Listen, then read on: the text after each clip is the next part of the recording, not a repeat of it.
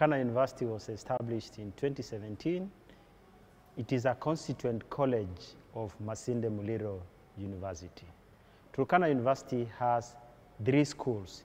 We have the School of Business and Economics, we have the School of Education and Social Sciences, and we have the School of Science. Turkana University admits both national and international students. We have the students under the COOPS program, and we have the self-sponsored program. Within our self-sponsored program, we have the students from South Sudan, who are the refugees and sponsored by Windle Trust. And the other students are from within Turkana County. A good number of them work with Turkana County government. So those are our major clients. A good number of the students we've got is from Southern Sudan. But from our marketing, we've marketed across, and we are expecting students from Ethiopia, Sudan, and Uganda. You should join Turkana University. Turkana University offers the programs that you need. We are market-oriented. We offer what is required in the market. Agriculture, science and technology, mathematics. We carry out CBC programs. We offer short courses that are offered at the Kenya School of Government. This is where you can get what you want. You need it, we have it here at Turkana University. Turkana University is the cradle of knowledge. Welcome to Turkana University.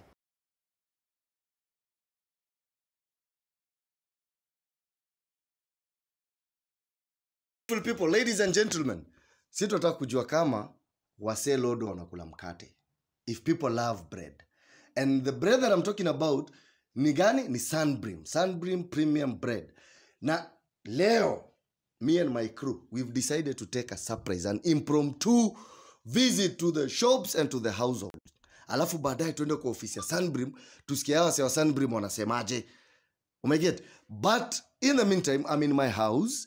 I have my 800 grams. So nataka kujua if those guys at the shop are selling to you this, na kama nyinyi mnaenda kutembelea shop.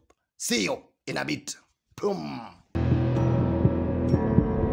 Mambo. Poa. Niaje? Poa. Naitwa nani? Naitwa Ruby Baraka Shop. Ruby Baraka Shop. Yeah. Mimi ni mtu wa Sunbream. Okay. Naitwa Dail. Hiyo ni nzuri. Uko poa? Uko poa. Safi. Sasa Ruby. Yeah. Mimi nimekuja hapa story ya mkate. Yes. And mbona unauza Sunbream? Nauza Sunbream kwa sababu ni mzuri sana.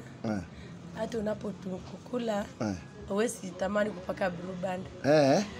Haya, sasa na wale watu wenye wanakuja kununua Sunbream hapa wanasemaje kuhusu Sunbream? Wanasema Sunbream ni mkate soft sana, ni mkate safi sana. Iko poa. Iko poa kabisa.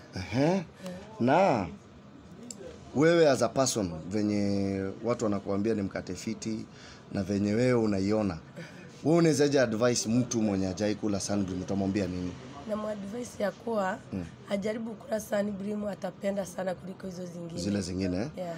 Na nauliza, kuna hii mkate ya 800 grams ile kubwa. Yeah. Unauza? Yeah. Watu wananunua? Yes. Ni hebu nipe. Lovely. Safi. Wewe uko feti asante sana. Sisi tunajaribu kujua ni nini inaendelea. Okay. Ndio tujue wakuu wetu watuambie kama tunafanya kazi nzuri ama tufanye kazi nzuri.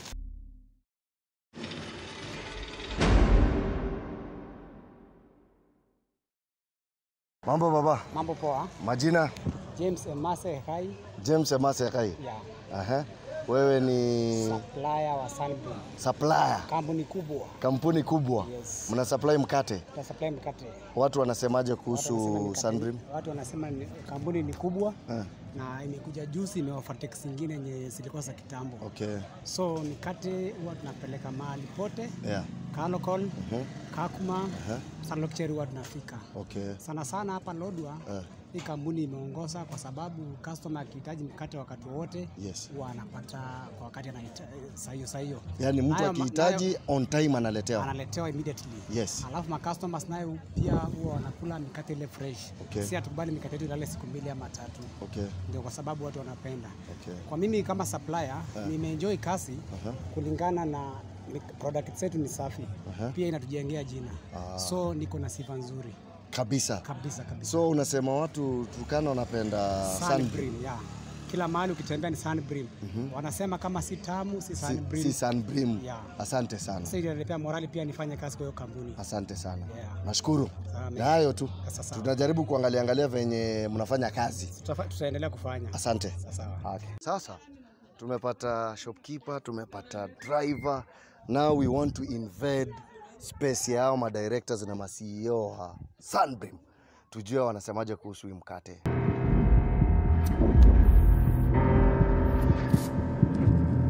Karibu Dai. Asante sana. Ya Sunbream. Asante sana. Karibu Sunbream. For those who don't know, boss wangu ndio huyu. Uwaambie kwanza majina ndio wakujue. My name is Emma. Emma ndio mwenye ananilipa mshahara kila mwezi. Now, Emma, si tumekuja hapa, we want people to know more about Sunbream. Now, our Sunbream, also known as Sun City Confectionery Limited, we are a confectionery company that started a while ago when Corona period was around. So when we started, we started with few products. We struggled a little bit, but later on we picked up because our company produces quality products. We've always strived to produce quality products for our company so that we can satisfy our customers and every other person who tastes or takes our products. We make sure that they get satisfied with the services we offer. With the quality of our products. We actually produce several products. My co-host is Teresa Kachila. We are privileged to be part of your moderators. I am not sure whether we will wait for the other candidate. We will proceed from there. So first of all, we would wish to tell you the rules and regulations governing this debate. To the candidates, no use of phones. Please switch off your phone or put it in the flight mode because we want you to concentrate in this debate. Secondly, the answering of questions will be limited to 2 minutes or 5 minutes, depending on the questions. Please avoid shouting to each other. Reduce emotions. If you are harmed, please give us your harm. Avoid use of vulgar language. We are not here to compete. We are here to help you share your manifesto with the residents of Turkana South. Thank you so much, Dr. Logiron Tioko. As you've heard, my name is Teresa Kachila, and this goes to the fans online and also those who are in the gallery. As you've heard from Dahil, he said that there's no shouting. You see, because when you shout, you're going to add more minutes. It will take time for us to finish this debate. Also, no clapping. Just stamp your feet if there's something. You feel that your candidate or someone has said something that goes down well with you. And for us, the moderators,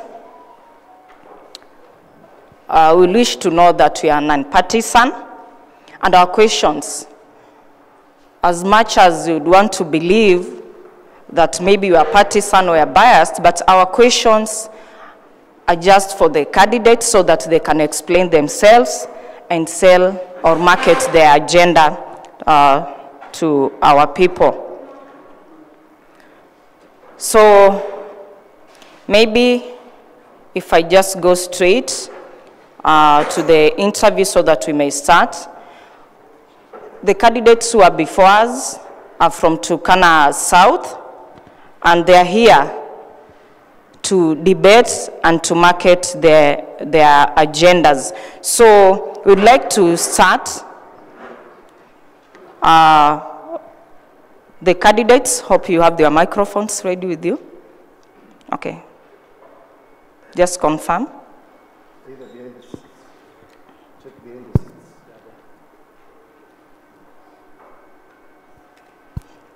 Thank you. So I'll just start from my left. Introduce yourself, your name, academic qualifications, job experience, and also the party, so that the fans online and those in the gallery can know you. You can also use the national languages, the one that you are comfortable with, Kiswahili or English, because I believe that in the National Assembly kuna siku ambayo utakuwa unazungumza Kiswahili. Kwa hivyo iwapo utahisi ya kwamba ungependa kuongea katika lugha ya Kiswahili, ongea. You can also switch the code as you wish. So let's start from my far left. Your name, academic qualification, job experience, and your party. Thank you so much, Triza Kachila, Dr. Logiron, and the Chocha TV for this opportunity to invite us for this very important event. My name is Philip Ebei Ayemun. I'm the MP candidate member of National Assembly candidate for Turkana South under the Jubilee ticket. I began my academic journey in Lokichar Primary School. At that time, Lokichar Mixed Primary School, where I did my KCPE in 1991, and I became the second best student in Turkana district at that time. Then I joined Moi High School Kabarak in Nakuru, where I sat for my KCSE in 1995, and then I was admitted to the University of Nairobi, Chiromo campus, the bedrock of sciences in Kenya, and I did mathematics, physics, and metrology, and I majored in metrology in my third and fourth year. I graduated in 2001 with a first-class honors degree in Bachelor of Science in metrology. Daktari, in 2004, I enrolled for a master's degree in Norwegian University of Life Sciences, where in 2006, I graduated with a master's degree in Management of Natural Resources and Sustainable Agriculture. Currently, I'm a PhD student in the University of Nairobi, the Institute of Climate Change and Adaptation, and I study climate change and adaptation. My work experience began in 2001, where I worked with World Vision as a field officer in relief response. Then I joined Oxfam, where I joined as a deputy coordinator, and then later on I became the program manager or the coordinator for Oxfam. And I want to share with you that at Oxfam, I was part of the team that is implemented the now hunger safety net program. At that time, it was a pilot hunger safety net program. So together with Eris Lothike, Joyce Manikor, Peter Lokoel, and others, we were able to come up with a concept that informed the hunger safety net program in Kenya. I think the other important issue at that time is our implementation of the mobile education or alternative basic education for Turkana that informed the National Commission for Nomadic Education in Kenya. I later on joined UNICEF, the United Nations Children Fund. It's a UN body championing the rights of children and women. And I became the but I became the chief of field office. This field office was covering 4 counties, the county of Turkana, West Pokot, Samburu, and Baringo. but we made the office be located in Lodwar town. So we implemented quite a number of programs, but I will highlight a few successes, achievements. In the health sector, we did a proposal to DFID, and we got funding to implement the maternal newborn health that led to the birth of the Lodwar maternity theater and maternity wing, the Kerio maternity, the Lokangatoda maternity, Lower Rangak, purchase of 2 ambulances, 30 motorbikes, 30 bicycles, and of course the rollout of ICCM integrated community case management, which later on we made sure that we came up with the community health strategy, which was fully funded by UNICEF. And I think before I left UNICEF, shortly before I left UNICEF and UN government, I did a proposal together with my colleagues, and we got funding for the WASH program to the tune of 500 million Kenya shillings for Laima and Turkana Central sub-counties. There are many firsts. Another first that we did while I was at UNICEF was coming up with the first comprehensive child protection strategy in Kenya, in Turkana County. We also did a child marriage report, the first ever in Kenya. We don't call it early marriage, that's a relative term. We call it child marriage because it's a child who is exposed to marriage and pregnancies and what have you.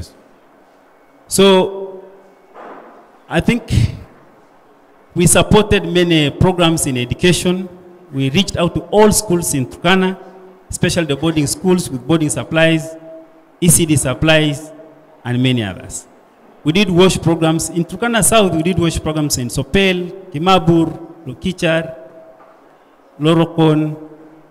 And in education, we established quite a number of schools from scratch, like Narengamunyan, Lokwadat, Kalodicha, Napusinyen, Ageles, Akurchanite, Kangakmak, Namalteny in Turkana East, and many others. So then I joined the Turkana County government, where I was appointed by His Excellency Governor Nanok in 15th May 2020 as a county executive committee member in charge of agriculture, pastoral economy and fisheries. And we did quite a lot at that time because we implemented quite a number of irrigation programs that had stalled since 2016. And due to my leadership, my intervention, my management skills, I was able to revive quite a number of them to a reasonable degree of success. I think for the first time, we had an irrigation scheme funded by government in Turkana North at Kachoda, which had stalled since 2016. And by the time I was leaving office, they were doing the 4th harvest, okay? And quite a number of irrigation schemes in South, like Lodwar had stalled, Nakwamoru, Juluk, Wapeto, Kanaodon, and others, including Nakuplas and others. In the livestock sector, I utilized the partners to support, management of diseases, and we achieved a 2.3 million vaccination of common diseases in Turkana County. And we also strengthened the community disease reporting as a very critical structure for early warning, early action. Because when you have an array of community health workers or community livestock health workers who are able to report in good time, then the ministry is able to respond in good time. I am, as you see from my work experience, a seasoned manager of resources, and I'm a leader since I joined working with NGOs, UN, county government, and now I want to transfer those skills and work experiences to Turkana South, the sub-county where I come from. I come on board with key competencies. One among them is resource mobilization skills. I have so many partners that I work with in the civil society organization or the NGOs, the UN, like UNICEF, World Food Program, FAO, and other UN Women, UNFPA, and many others. And also, what we call high net worth individuals. These are individuals like the Chandari of Kenya, like like Steve Jobs, if he was alive, and others like who are very rich. Those are people we need to tap. So I have resource mobilization skills. I come on board with a lot of integrity and sheer accountability and extremely hardworking capacity. And I want to register to the people of Turkana South that I'm ready to serve you because of those wide array of experiences, skills, and academic experience that I have shared with you. Thank you so much, Dr. Logiron. Thank you, Honorable Philip. Yes, next. Thank you, Dr. Logiron, Teresa Kachila, Shasha TV, audience. I'm Mr. Peter Malakwene Kitela. I'm a resident of Turkana South. I was born 45 years ago at a village called Katilu Village in Katilu Ward, Turkana South constituency. I began my education at Katilu Primary School, where I completed Kenya Certificate of Primary Education, joined Katilu Boys, and completed secondary education level. I transited to university, Mount Kenya University, where I graduated and attained a Bachelor of Business Management, majored in procurement and supply chain management.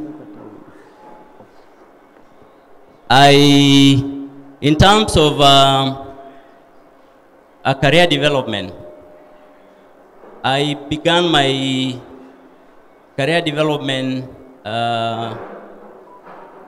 in the year 1998 with international organizations, namely Oxfam Great Britain, worked as an international humanitarian expert, specialized in area of operations. I also worked with Marine International South Sudan program, where I supported majorly operations, that is coordination of country office, logistics and operations. I had an opportunity also to work with the International Rescue Committee, majorly on a Kenya program, that is refugee programming interventions in Dadaab and Kakuma. That was majorly I've done international operation for the last 16 years and national for 4 years. I had an opportunity also to support the programming in terms of making sure that the refugee programming, the developmental programming in terms of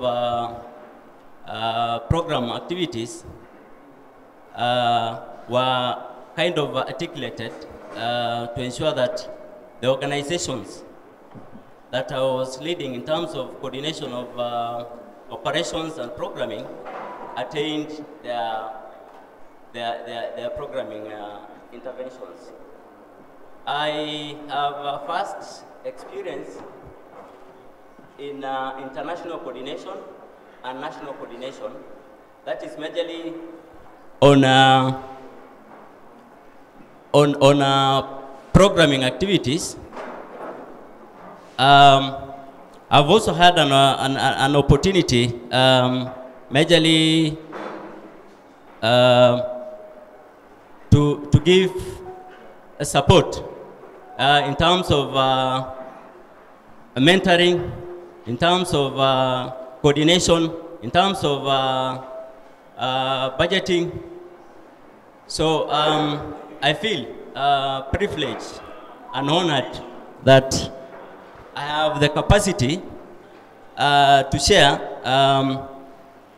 the experience, the first experience to share with my people of my people of Turkana South, given opportunity in making sure that I share the first experience that I've had outside the country, given that I feel it's time for me to make sure that the experience that I've had outside, both at an international level and national level, I'll be able to make sure that at least that experience is shared across with my people in Turkana South, majorly to improve their livelihood in terms of in areas that I feel they're kind of they need more like support. So I feel given opportunity, I'll be able to make sure that the agendas that I have for them, ranging from we will come to the agendas. Sorry. We will come to that. Thank you. Thank you, Mheshimiwa. Finally, introduce yourself. Okay, Dr. Logiron, Kachila, Chocha TV, and members of the public. Am I audible?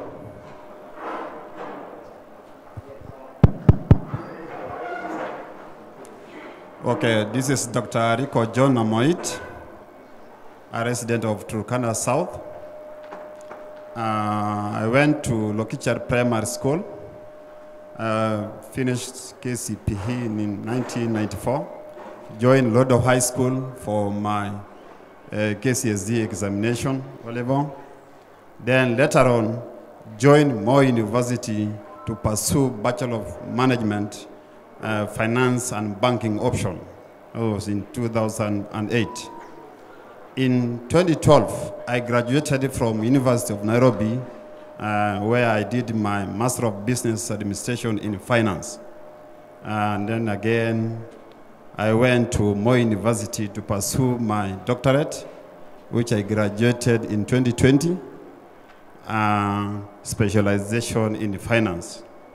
That specialization in finance, I was able to do a research on ownership structure dimensions, firm performance, and corporate social responsibility disclosure. The case was a mediating relationship of firm performance on the two relationships of ownership structure dimensions and firm performance. My work experience. Before work experience, I've just outlined my academic qualifications. In addition to my academic qualifications, I am professionally an accountant by profession, a member of the Institute of Certified Public Accountant, and in addition to that, I'm also a certified public secretary and also a member of the Institute of Certified Public Secretary. My work experience. I started working as fund account manager in Elgeyo Marakwet constituency. In Elgeyo Marakwet, that is Elgeyo North. Then I went to Marakwet West constituency where I was a substantive manager. Then acted in Marakwet East. Then later on, I was transferred to Turkana Central as fund account manager. In 2012, as I was employed as county budget coordinator under Office of the Control of Budget. Then in 2016, end of 2016, I joined Turkana County Government as County Chief Officer for Finance. And then from there in 2018, I was transferred to the Ministry of Infrastructure, Public Works. Finally, I exited Turkana County Government as County Chief Officer for Tourism, Natural Resources, and Management. After leaving the county government, I told the people of Turkana South I'm available to work for them. That's why I'm presenting myself to the people of Turkana South, because I've been engaged in corporate social responsibilities. I've been engaged, I've been in touch with the people of Turkana South. I understand their problem. I've been working in out to see that the common mwananchi, the people whom I've been with, the people whom have so many interests to take care of, I'm obliged. I have the responsibility to respond to the issues, to the needs of the people of Turkana South. So, ladies and gentlemen, from my work experience, working with the national government and county government, I portray myself as a man, as a professional who has all the knowledge, who has all what it takes to support the leadership of Turkana. Thank you, Mheshimiwa. Your time is up. Welcome the guy with the UDA colors. We were giving out introductions.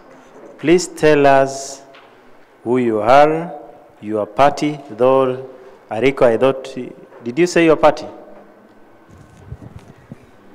Okay, sorry. I'm presenting myself to the constituents of Turkana South as a member of parliament under ODM Democratic Movement. Thank you. Malakwen, which party? I present myself to the people of Turkana South as a member of parliament, DAP Kenya.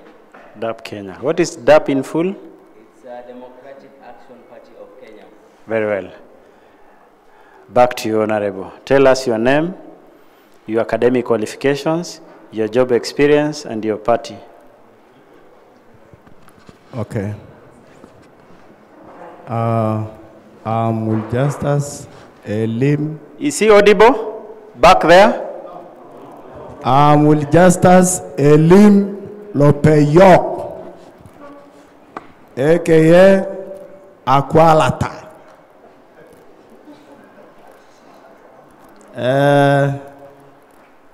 From Turkana South,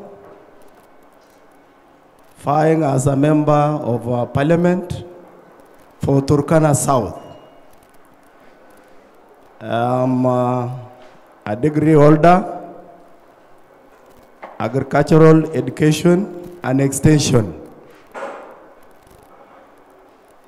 I have work experience. I've been a teacher. I have taught in a primary school. I have taught in a secondary school. My first secondary school as a BOG teacher is Katilu Boys.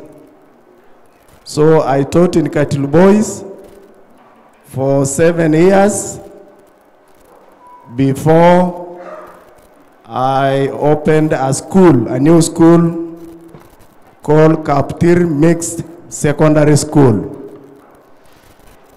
Up to now, it is existing, it is doing well, just like any other secondary schools in Turkana.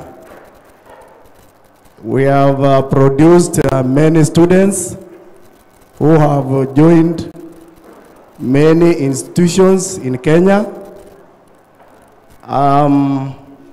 From Kaptir, I was transferred to Katilia Boys as a deputy principal in that school.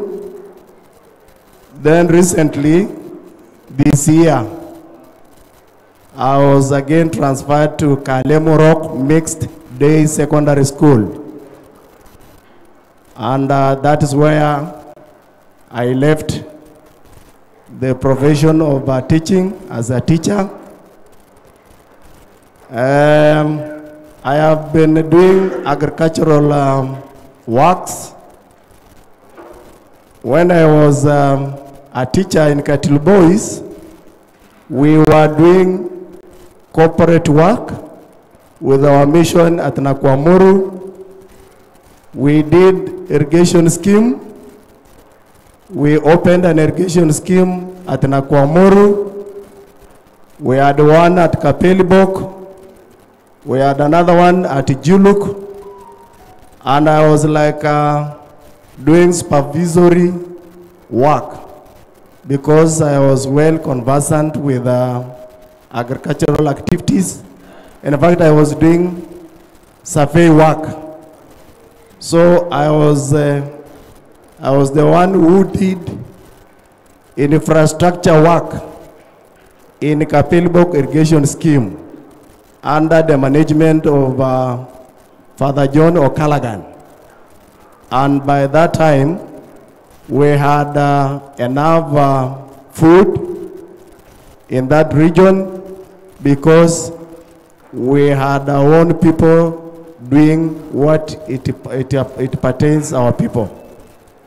I fly under UDA, United Democratic Alliance. It is the party of my choice. It is the party of hustlers. It is the party of the common mwananchi in Kenya. So it is the party for all of us. We embrace youth, empowerment of youth under Democratic Alliance, that is UDA, and that is why I value the ideologies of UDA. Thank you so much. Thank you, Mheshimiwa Will Justus. Welcome. Before we start the interview, maybe I should start from here.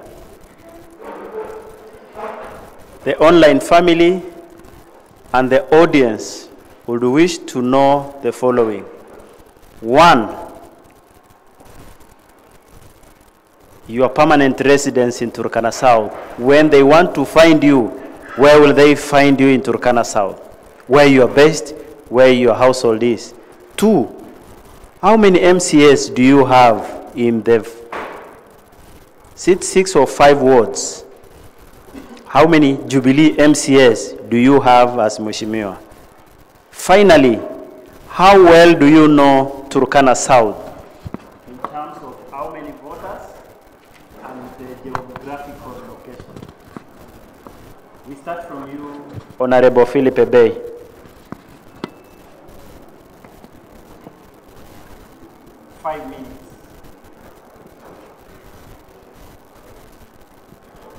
I hope you've all captured the question. Please proceed. Thank you so much, Dr. Logiron. Volume. Feel like I'm straining. Thank you so much. Thank you. This is better. Thank you so much, Dr. Logiron. I think I missed to mention this in my earlier introduction, that I was born in Kalochir, Lomeleku in Kalapata ward. Then I became a herder from a pastoralist family. I did my herding in Lochakwan, Kursogol, Then there was a drought in 1980 that made me an environmental refugee that led me to settle in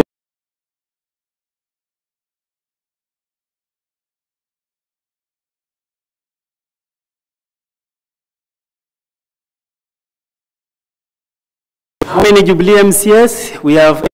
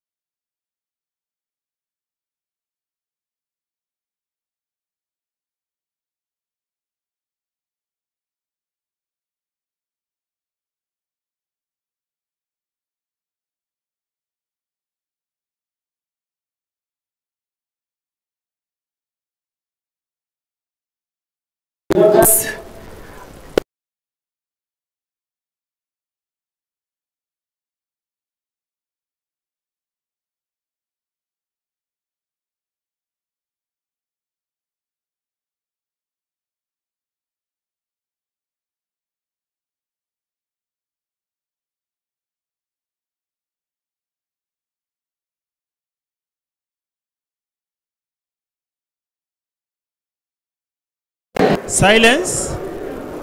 Tunyamaze.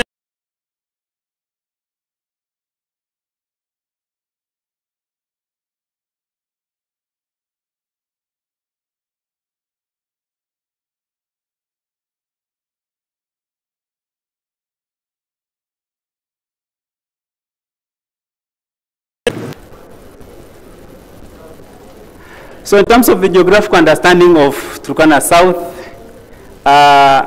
I think we have 5 wards. This is a sub-county. We have 5 wards, and the 5 wards are Lobokat, Katilu, Kaptir, Kalapata, Lokicher, and the 2 largest wards are Katilu, very large indeed, warranting split into 2 wards. Lokicher as well is very large, and we border Turkana East, we border West Pokot, of course. We also border Kerio Ward, Turkana Central, and Loima. And we are endowed with the natural resources.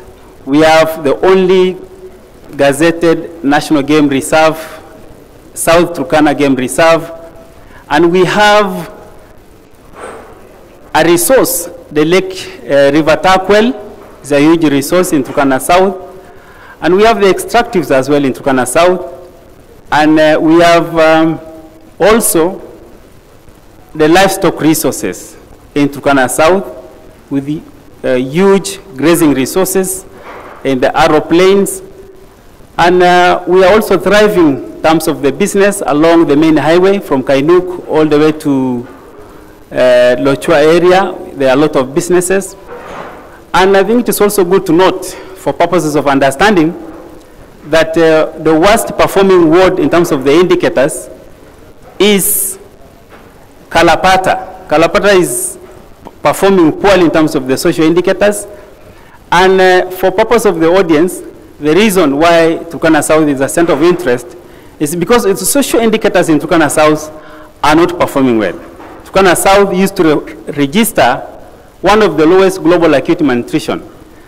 But lately, in the subsequent smart surveys, Turkana South has registered very high global acute malnutrition. Of course, it has been occasioned by repeated violent conflict and therefore loss of livelihoods, and also constant exposure to hazards like natural hazards like droughts and of course floods. So Turkana South the vulnerability in Turkana South is deepening, poverty is getting higher, and that's why we need to change the narrative of Turkana South back to the years where it used to be a producing sub-county. Thank you. Proceed. Thank you, Doctor. As I earlier said, I'm a resident of Turkana South. I can be reached at Lokichar. I have a home at Lokichar, Katilu Farm. Then I also have a home at Katilu, where I was born. So in terms of MCS that I do have I have 5 MCS, that is two MCS for DAP Kenya, that is Honorable John Egiron, that is for Katilu Ward. I have Peter Tioko Romeo, that is Kaputir Ward. And then for Kalapata, I have Avilet from DC Democratic Congress, Mr. Honorable Peter Yokoyan. Then Lokichar, I do have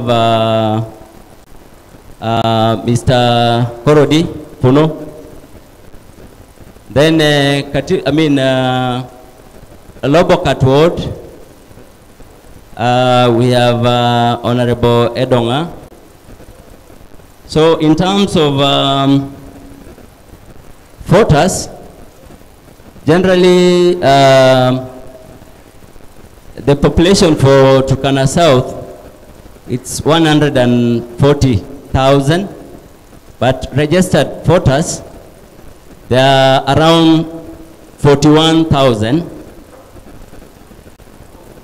40 to 41,000. Turkana South has 5 wards, that is Katilo Ward, Lokichar Ward, Lobokat Ward, Kalapata Ward, and Kaptir Ward. And in these all wards, we are blessed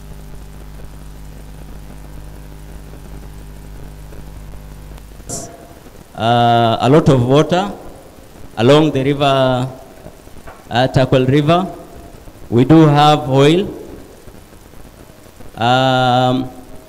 We also have major economic activities along the highway. That is between Lobokat, Kaptir, Lobokat, Lokichar, and in terms of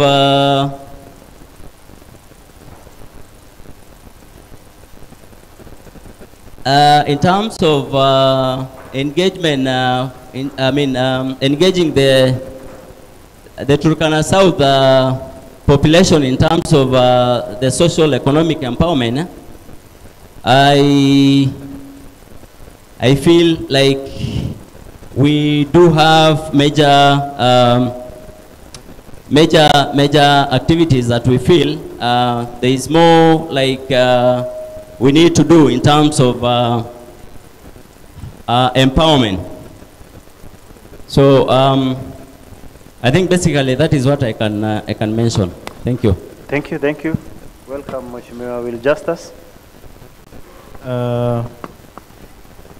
I reside at Lokichar currently, but my family lives at Kalemoro. I have 5 real MCS. 5 real MCS. Not examples of MCS.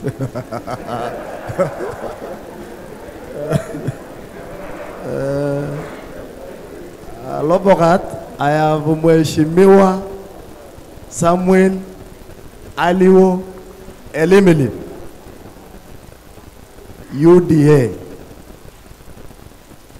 Wile Barondani. Kaptir, I have Mwalimu Michael Ayamun Ekale from Kaptir Ward. Katilu, I have a very serious man who has packed some people already. Some people have retired from politics already because of that gentleman. That is Honorable William Etubon Ekorokoro Anokwakem. Wakati people have a lot of problems of food problem. Lokichar, I have Honorable Raphael Loperito Nabo. In fact, he's going for a third term after doing well in his second term. Kalapata, I have Honorable Linus HMA Nauyongorot. So those are 5 MCS whom I think all of them are going to be in our county assembly by 10th August. That is what we know. All these others are just escorting them. They are making company. Because some names, when you hear some names, you just get... okay, that is... those are our MCS under UDA party. Turkana South constituency, I know it very well. It is my beloved constituency. I just feel like staying in Turkana South and becoming a member of parliament in Turkana South. I know we have resources in Turkana South. It is one of the richest constituencies in this county because we have enough water, which are, this water is underutilized. Although we have irrigation schemes, but this water is not put under good use because of shortcomings in our ministries, which are supposed to help our people use this water well. We have arable land in the south, especially on the western part, as we border West Pokot. We have very fertile land, which if we would have put it under use, then Turkana County, it would have fed itself because of produce coming from those lands, because they are very productive.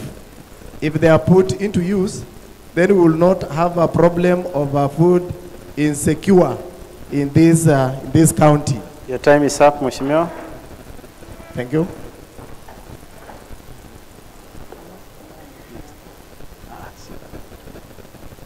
Yes, proceed, Mheshimiwa. Thank you, Doc. Let me start by appreciating the geographical part of Turkana South. Turkana South has a coverage of 7,700 kilometers square. How many MCS I have as ODM party? We brag by presenting to the people of Turkana South majority of the sitting MCS. Starting from Laborat, David Erkudi Ewoyete is no joke. He's a warrior of Malimalite. Lote Shadrach of Kaptiri is one man that will not see Willie Barrow being pushed in Kaptiri ward. We can bet. We can bet. And one man called again in Katil ward, Peter Akono, that has made Jubilee MCA retired peacefully. We don't care about Wilbaro in Turkana South. We don't know Wilbaro in Turkana South. You know why? We'll come back to that. Lokicher Ward, ODM is the only party in Turkana South that has presented to the people of Turkana South a lady. The way Baba in Kenya has presented Honorable Martha Karua.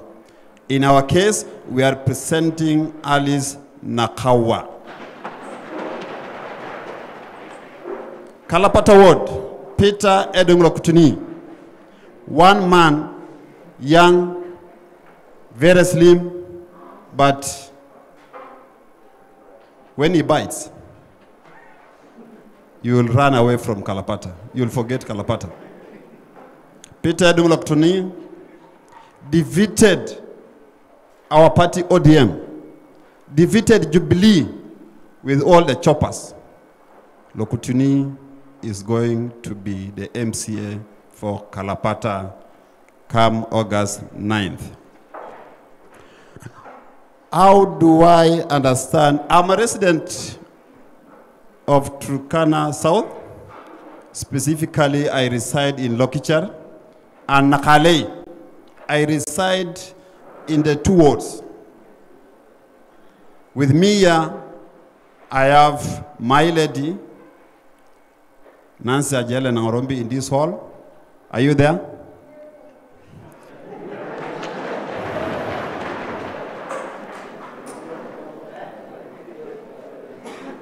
I spend in my house. I have a house in Lokichar, my home. I don't spend in my parents' house. How do I understand Turkana South? Turkana South has a voter population of 40,000 and some 500. And the biggest 2 wards are Lokichar Ward with voter population of over 14,000, followed by Katil Ward, 13,000 with some 500, followed by Kalapata, 4,000, some 500 or 600 there. Then Katil Ward, then finally Lobakata Ward. Turkana South is endowed with a number of assets. One of the assets is livestock. The wealth of Turkana in Turkana South is livestock, followed by land. Our land is still unregistered land under the trust of Turkana County Government. That is the asset of the people of Turkana South. Also, Turkana South is endowed with 2 waters. The waters of River Takwel and the waters of Kerio. The main economic activities in Turkana South is pastoralism. In addition to pastoralism, we are farming along River Takwel. Your time is up. Thank you, Doc. You will introduce the agenda when we go there.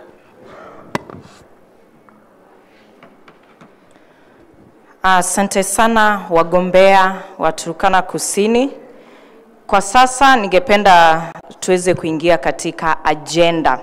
Tell us your 5 key agendas. Agenda zako muhimu za kwanza 5. Na kwa ajili ya muda tafadhali tuweze kutilia manani dakika 5 kwa kila moja. Tuanze pamoja nawe Mheshimiwa Philip Ebeyomen.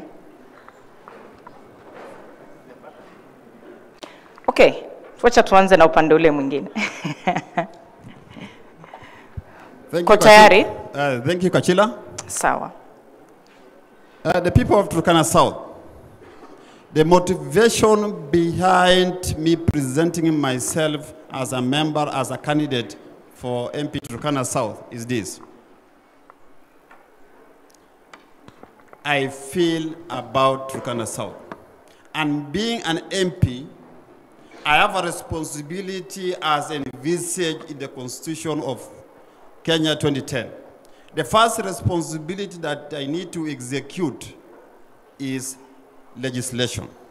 The second one is oversight. Then finally, representation.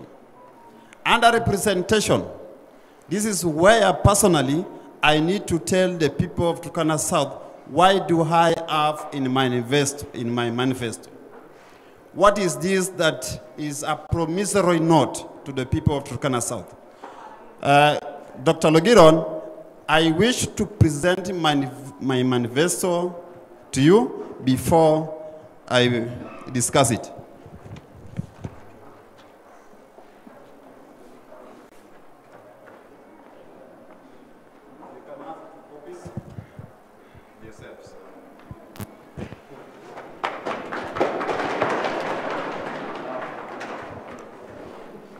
Okay, I am back. You have 3 minutes to finish up with your 5 key agendas.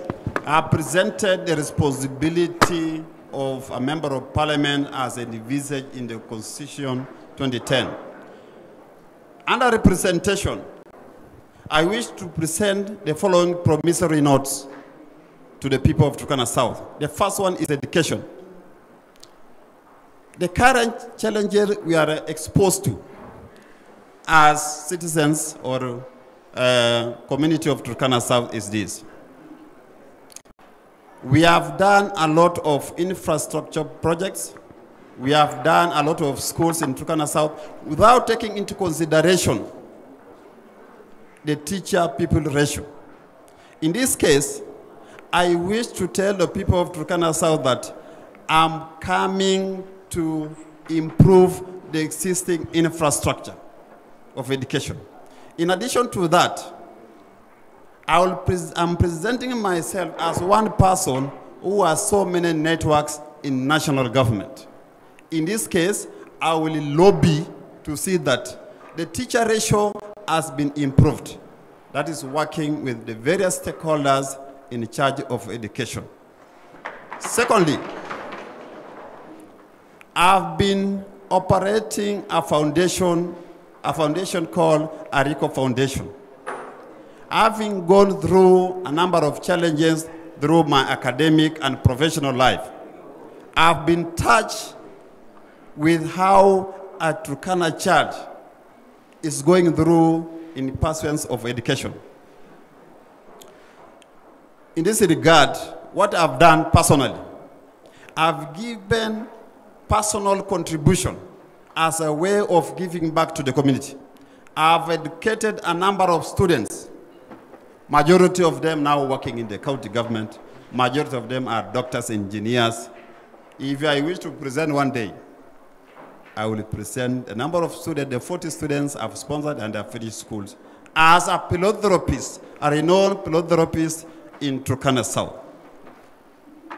In addition to that, insecurity in Turkana South is rampant. I don't know why. I think the leadership, the current leadership, has not taken into consideration what is taking place in Turkana South. Because majority of our leaders have been presenting themselves on this issue of security, that they are going to make sure that Turkana South is secure. Unfortunately, you have a minute. You have 1 minute. I think, Doc, we are not just presenting a shell. We need to expound what we are presenting to the people. That is why you had your 5 minutes. Please, we are time conscious, unless you want us to stay here till morning. You have your 1 minute to finish up. So the issue of insecurity. Insecurity in Turkana South is a major problem. So what I intend to do as a member of parliament, I need to establish permanent and sustainable kraals along the borders. Put basic resources with our wananchi or the kraals that are supposed to guard our borders. Secondly, as a member of parliament for Turkana South, I will provide one vehicle to support our pastoralists to take care of their problems. Water projects along the Aro area. Currently, we are facing a lot of problems in terms of providing water to our animals and the people. I want to establish a dam in Aro, because when the animals, when the pastoralists move to the river, they destroy the farmers' farms. Third, on food security. This unity in Turkana South has made us vulnerable, has made us not be in a position to secure our people. That insecurity Thank you, has really affected the farming across our river. Thank you, thank you. Okay. Since I have given him 6 minutes and 30 seconds, you will also have 6 minutes, 30 seconds, equally. Okay, thank you. I just want to go straight to my agenda without wasting time beating about the bush. Agenda 1. In my manifesto is security. Security in Turkana South is an issue.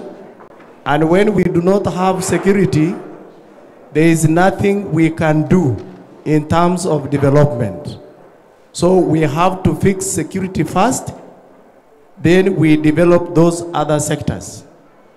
I have been in peace committees. I've been one of the people who have been negotiating for peace between our neighbors and Turkanas. And we did it well.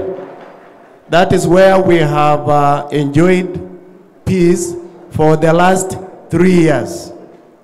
Until recently is when those other activities came back of highway robbery, cattle rustling. But we have to go back and talk to our people and talk to those leaders from other tribes, specifically West Pokot, because that's where our problem is.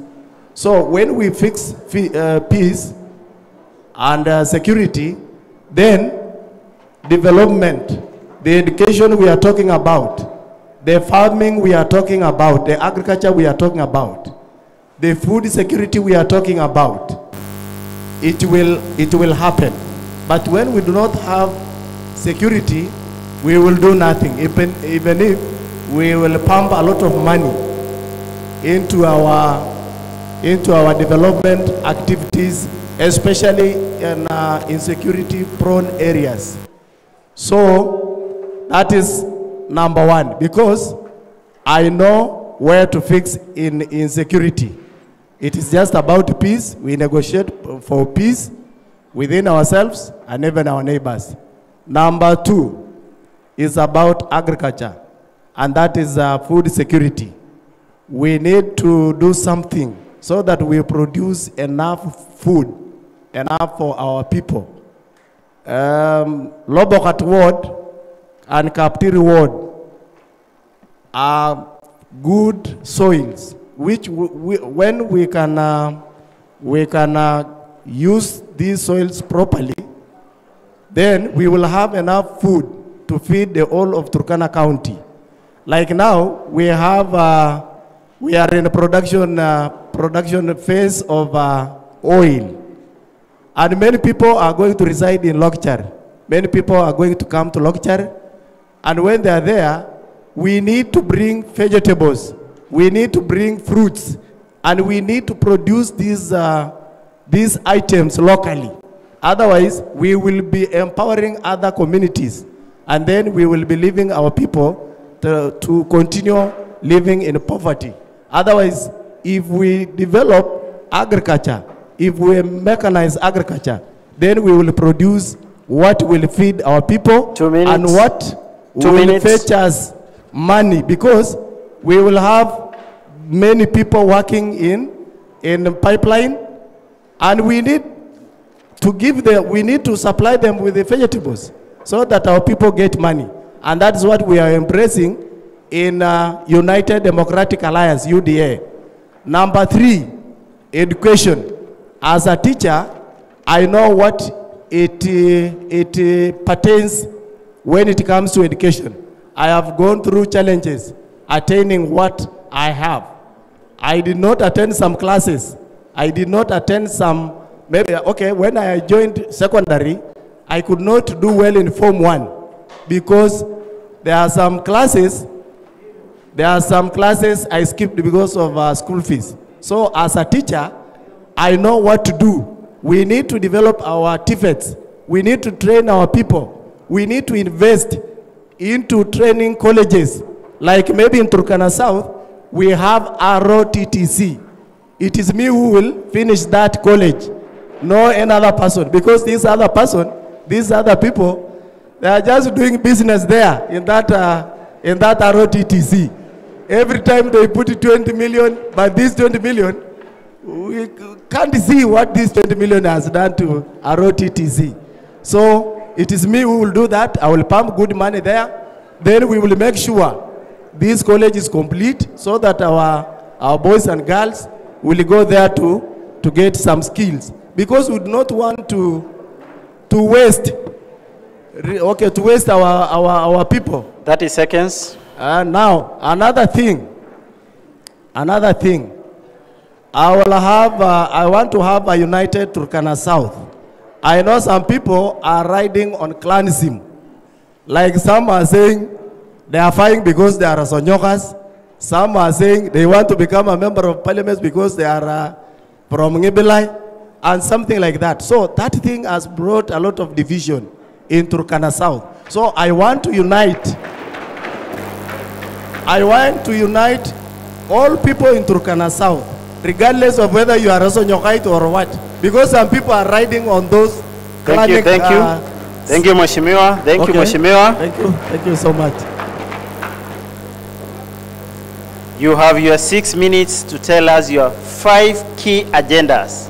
Your time starts now. Thank you, Dr. Logiron. Order. My 5 key agendas that I present to the people of Turkana South. First, activism and advocacy is my key issue that I need to work on in terms of ensuring that there is equitable and equal distribution of resources across the 5 wards. And in this, my target is, first, I intend to ensure that education issue is improved in terms of scholarship, because that is the major thing that has been a challenge for our students. I intend to ensure that we've set up a scholarship platform where we have to engage all the institutions, the education institutions, in terms of making sure that the scholarship funds are worked in a way that there is an agreement between the institution and the Turkana CDF. Instead of, there is too much time wasted in terms of making checks. I intend to instill in a new multi-sectoral approach in terms of engaging all the education partners, including the community, to ensure that we work on a framework that would make the issue of scholarship more easier and feasible to our learners. And under that, I intend to make sure that there is 100% scholarship support to cater for primary, secondary, and education. And in this, I've worked for this 5 thematic agenda. I have worked for a budget worth 2 billion These 2 billion, what CDF Kitty gives per year, it's 100 million. And in the next strategic 5-year plan, that gives us around 500 million Kenya shillings in the 5 strategic plan. So 3 minutes.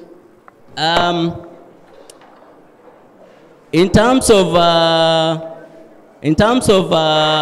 agriculture, I intend to revitalize the issue of irrigation schemes by making sure that there is enough resources provided across, from the partners, from the county government, to ensure that there is much more resources given to irrigation scheme to support the farmers in ensuring that they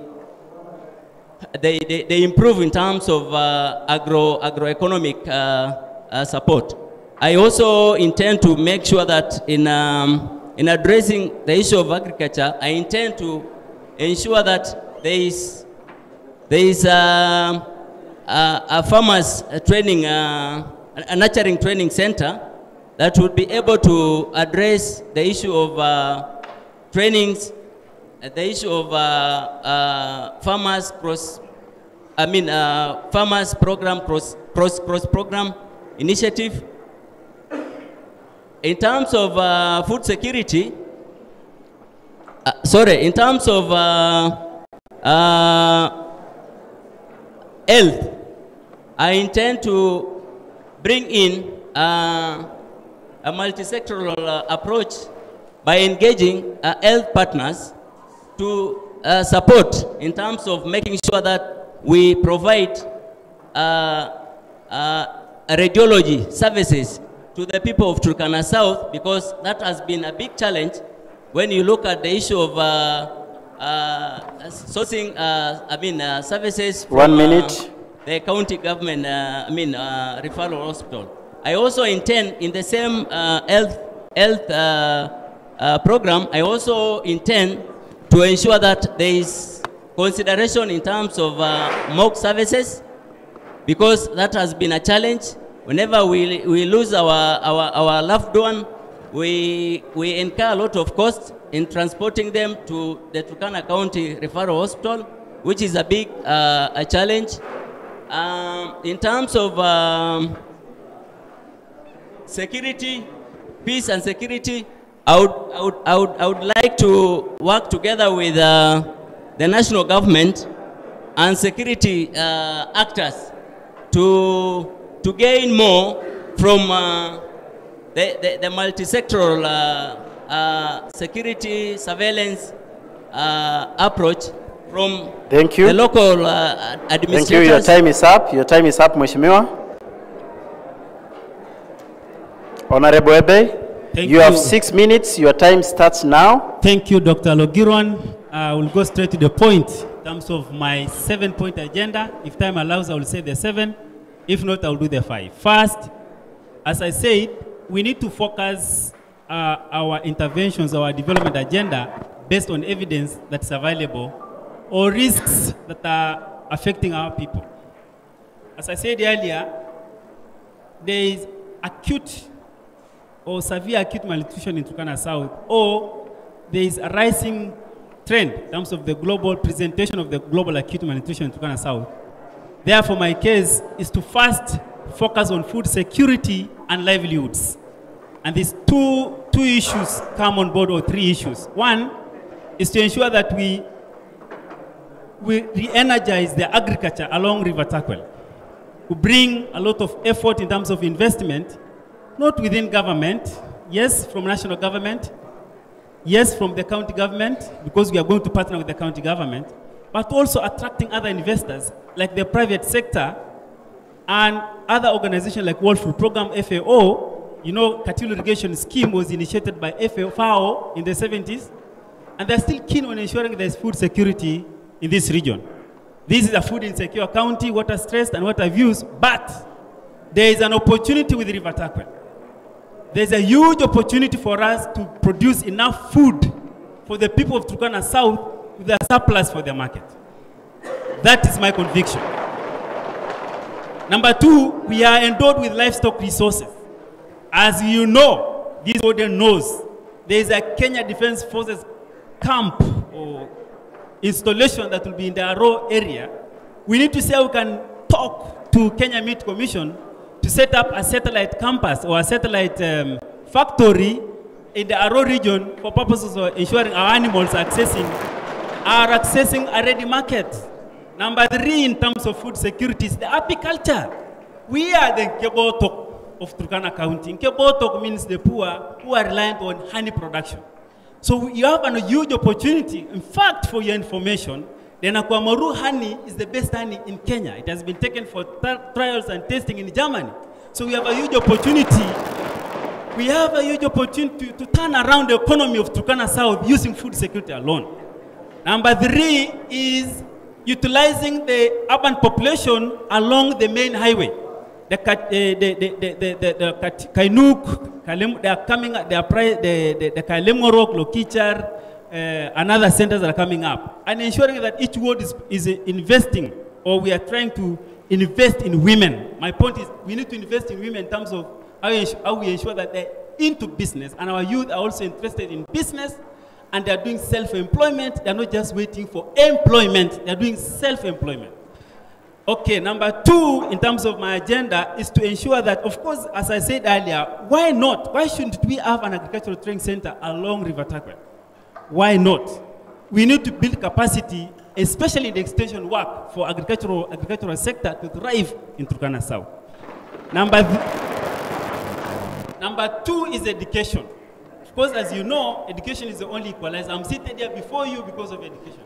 I was born of a pastoralist family, and I was affected by a drought. I lost all my livelihood. But because of education, I have another chance. I have another chance in life. So we need to see which functions are devolved. ECD is devolved, vocational training are devolved, other functions are with the national government. So we need to map all our villages in Turkana South and ensure that all our children, in fact, for your information, 144 children are out of school in Turkana County. That is an injustice, it should not happen. No one should be out of school because of barriers of infrastructure or lack of access to education. We need to ensure that all our children of school-going age are going to school. And in primary school, of course, you know, we can continue to do what we call model primary school. We've done so much, you know, what we call in development, spreading thinly. We are spreading thinly. What if we say we want to model primary schools and secondary schools in each ward? We have a model secondary school, we have a model primary school. Centers of excellence, so to say.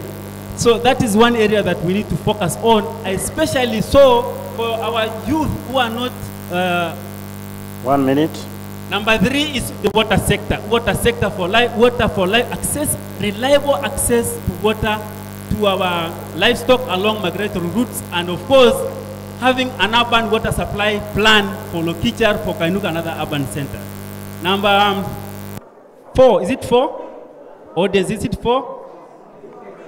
6, peace and security. Peace building, this is an interactive session, yeah? It is an interactive session, so don't, so peace building is devolved. It's a capacity of, it's a function of the county government. Security is a national government. So we'll ensure that we have peace dividends projects along our borders. Agriculture for peace, sports for peace, health centers along the borders, and ensuring that we also establish government installation along the borders. Like the police posts should be established along the borders to enhance our peace. My most important agenda is partnerships.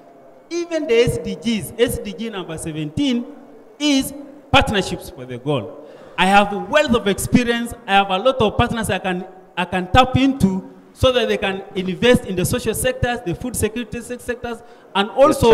Your time is up. Time is up. Okay, thank you. So, but my point is we need to focus on partnerships so that, you see, Dr. just thank you. 2 seconds. You will respond to that during the This is the only sub-county that has got one NGO, World Division. I've seen Nawiri coming. That is the only sub-county that's got one NGO. We Thank you. So many NGOs. Thank you, Mheshimiwa. Because thank we you. cannot do it alone. Thank you.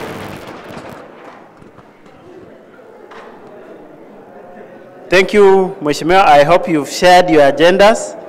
You've utilized your time. I am sorry for those who have not shared the 5 points, but we will ask you questions based on the issues you've raised as your manifesto. We have how many online viewers? Balosi, how many online viewers?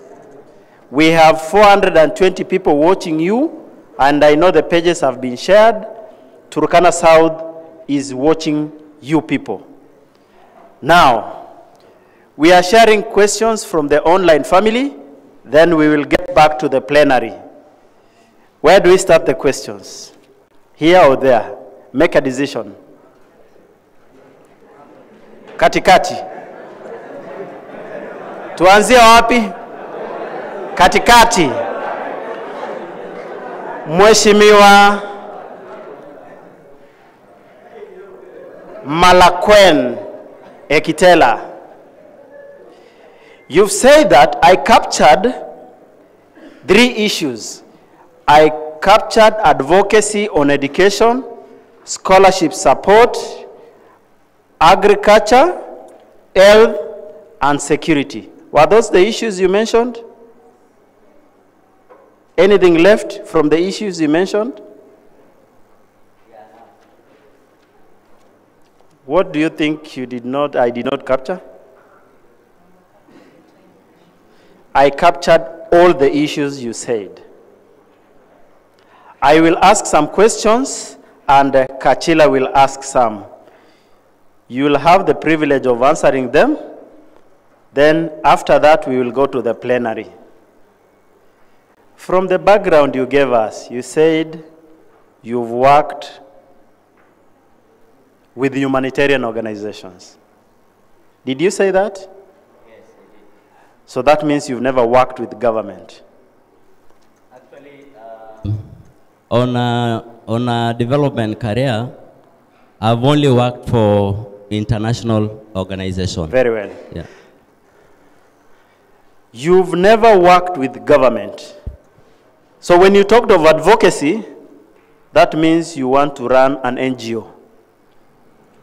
That is what the NGO does, advocacy, unless you want to usurp their roles. So on the same note,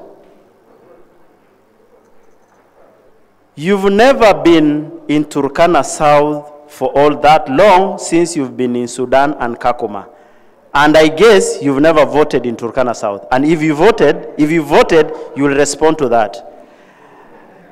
Do you know the history of the emergence of Turkana South as a constituency? Did you take part in the formation of that constituency? If you did, what role did you play? If you did not, why now? Question number 1. Number 2, the government have structures. Silence, please. Government has the way of doing things. As an MP, you will be doing legislation, oversight, and representation. From the information you shared, there is no indication of the 3 functions. Do you think Turkana South people can trust leadership to a non-starter? Finally, you've never participated in any community building activity, ranging from humanitarian work to support to the community. Why do you think you can be given this role by the Turkana South constituency? Thank you. Please answer those questions. You have your 5 minutes to respond to that. If you need more minutes, we can add. This is your time. Please continue. Thank you, Doctor. maybe to begin with the first question on the issue of advocacy. Well, I just want to categorically let you know that it's not only in NGO world that you engage on advocacy. I think you got it differently. My advocacy was basically on the issue of bringing in international organizations' experience in terms of networking. Because there's no way you can work as a government without bringing in issue to do with collaboration and partnership. So my take in terms of advocacy was basically to bring in more like a new approach in a government intervention, because I felt like there is a gap in terms of doing more to ensure that the people of Turkana South benefit out of the process of making sure that there is more enhanced scholarship, advocacy networking. And that is what I meant with that, because I felt there is kind of less in terms of making sure that they get equitable and equal resources from the government of the day. And that is why I took that initiative to say, if given opportunity with the wide international and national experience that I've had in an NGO world, having worked for the international organization like Oxfam Great Britain, Malin International, and IRC, I felt more privileged and with exposure that my people will be able to benefit out of that advocacy. Basically, making sure that I bring in more NGOs to support the government of the day, because as I had earlier mentioned, I have a strategic budget worked for the Turkana South that needs more resources. And when you look at the national government resources that are available, you only have a budget of 500 million allocated for the next 5 years, which is more or less. When you look at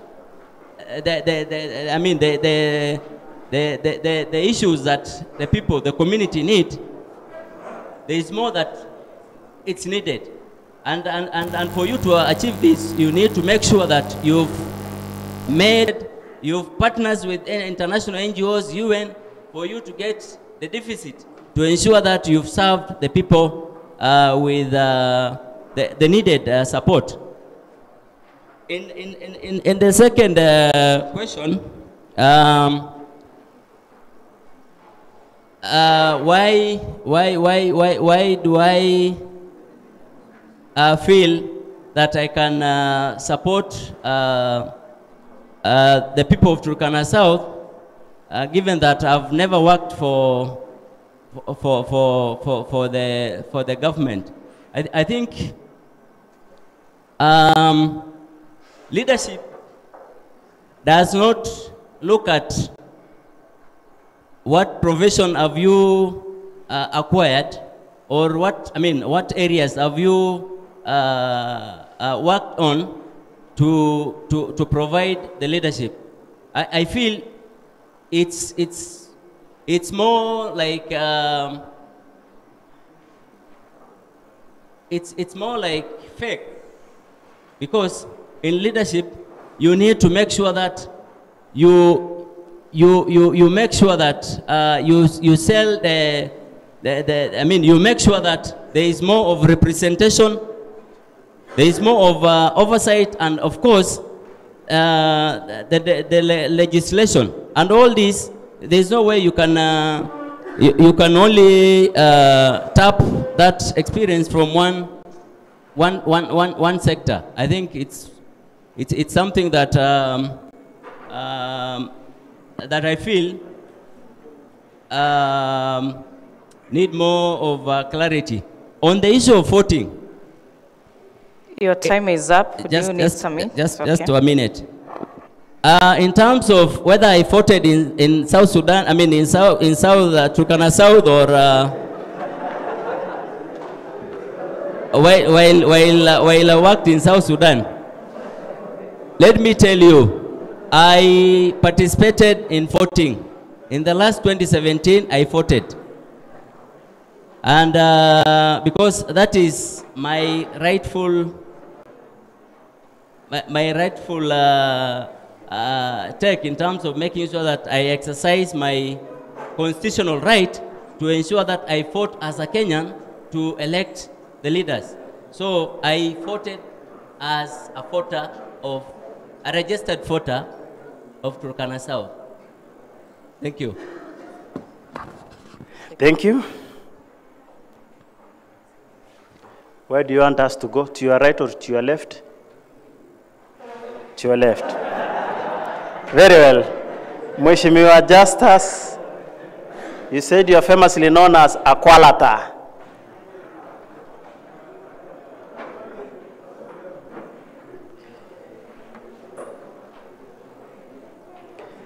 You said you will handle these issues: security issues, agriculture, education, and uniting Turkana South. Mheshimiwa, are you copying? Were those the 4 issues you mentioned? Very well.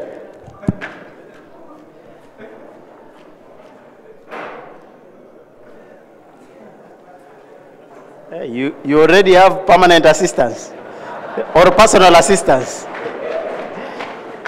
And you did not introduce her. What is wrong with you, Mheshimiwa? Sometimes it is good to introduce the people we are with. I will start with the security issue. We are informed that you took part in handling insecurity issues in Turkana South. Was that the case?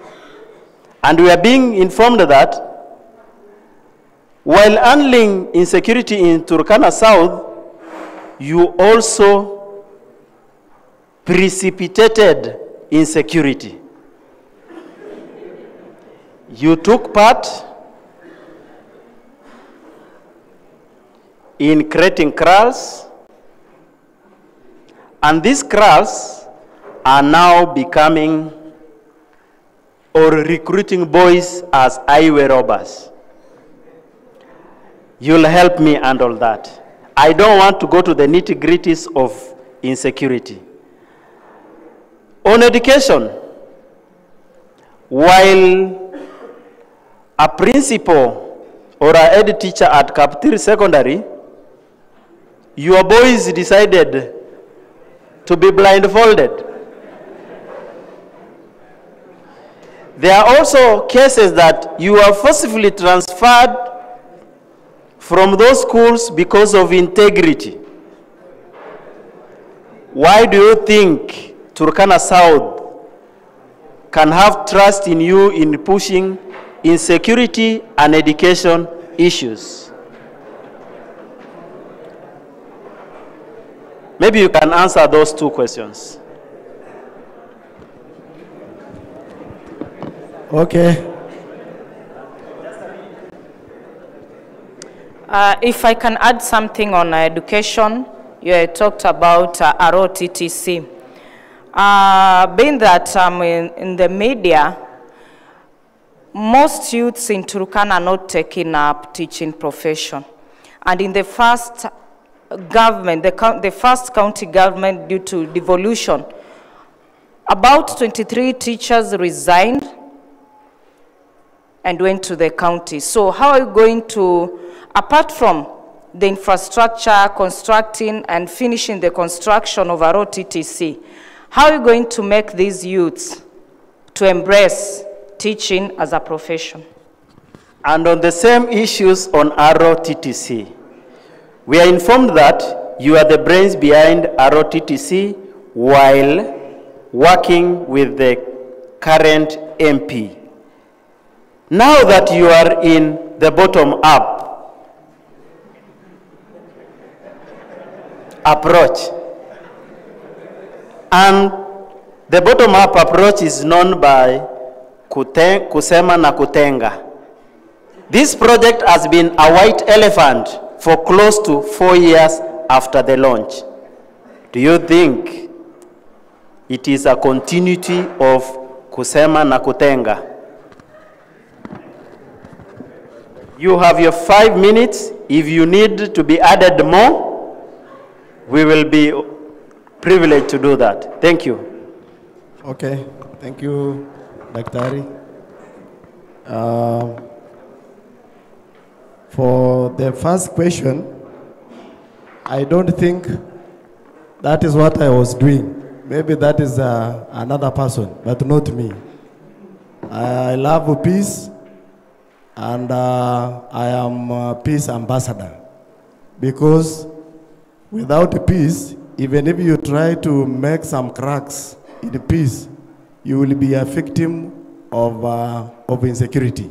Because in most cases, I usually use vehicles along that highway.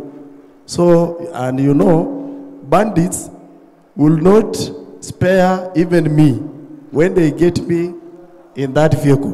In fact, if you can try to make insecurity a problem to our people, then you have no choice of wanting to become a leader, because people must be secure, and all of us need peace. So I have been doing it without any other ill motive behind it, because I know when we have peace, schools will go on well, farms, people will go to farms, people will do business well, our people will do business without interference.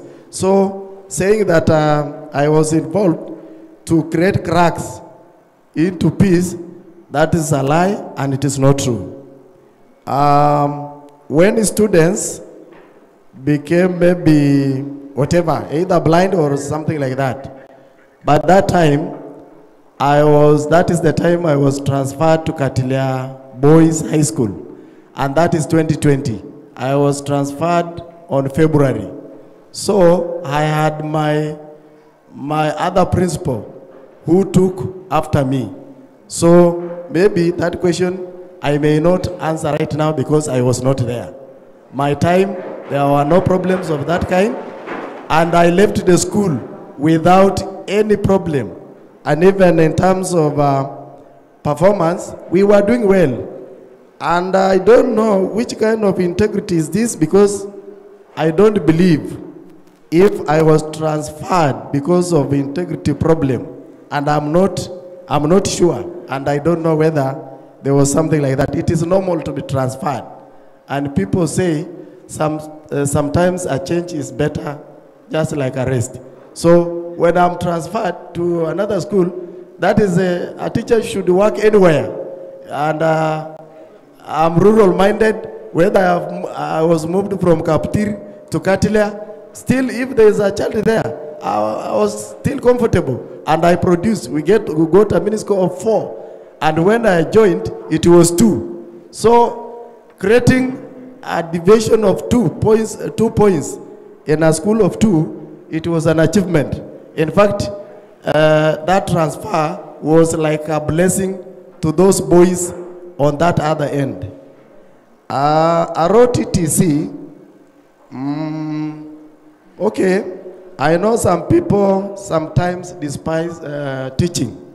They say teaching is for people who failed in school. But teaching is not for people who failed in high school. Teaching is a noble profession, and we should always encourage our boys and girls to go for teaching, because as you see, teachers are the best parents that we can have in this world. And teachers are the people who will change this world the way we want. Otherwise, if teachers were not there, then all of us wouldn't be there. We would have been herdsmen or herdsboys somewhere. But we should also, when I will become a member of parliament, I will make sure there is a good package for teachers so that they get motivated, because you know every job must pay well. That is why you can hear Dr. Ariko talking about the promissory notes, because these promissory notes sometimes pay well because you do 1 or 2 balancing of so even teaching, we should people invest in teaching, and when you invest in somewhere, at least the value of that time that you wasted must be equivalent to what you will get. And if we can do that to our teachers, then our children will accept going for this trading in TTCs. People resigning, you know, sometimes people need to serve other part of the world. Because sometimes if you serve maybe students throughout, it is good sometimes to make a change. Go and serve all the people in the county. Because even going to the county is the same service that you will deliver to our people. So people resigning in teaching, joining county, it's just normal. You are transferring this service to that other department. It is not a loss as such. ROTTC, yes, I will say I was behind establishment, but we did not finish. We only launched, and some people took over. So when they took over like that, we stayed at the fence watching. And whatever we have seen is that there is nothing good taking place there. Last day, I saw some people doing, I don't know, clearing bushes or constructing something similar to ours, I don't know. But during my time, we will make sure we have put good money in construction of structures in that TTC, a modern one, not the one that I'm seeing. Classes are constructed like those ones that nursery children are going to use. We want modern structures, modern labs, with good designs. You know, I passed by and asked the contractor, do you have a design for this ROTTC? He told me he has a plan of this structure alone. And how do you call this structure? He was not able to explain. But such a kind of mismanagement, we can say it is mismanagement of public funds. Because if there are no designs, there is nothing, then how will you account for what you are doing there? Thank you so much. Thank you. Akwalata, choose for us which side, your right or your left.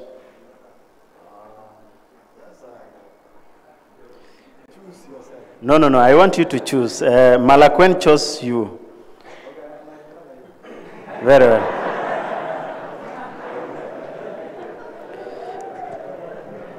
Honorable Dr. Ariko, I have some questions for you here.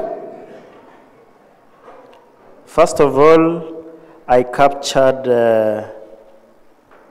a few issues from you: education, insecurity, water, and food insecurity.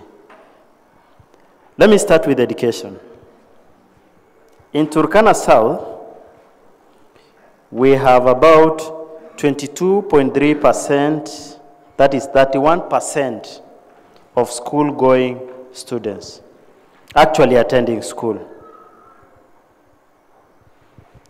As a scholar and a social corporate responsibility guru in that case, I would wish to tell you that the breakdown of 31K students is 6K in pre-primary, 18K in primary, 5K in secondary, 700 in TVET, and 200 in university. As an MP, what would be your multiplier if you increase this number from 22.3%? Number 2,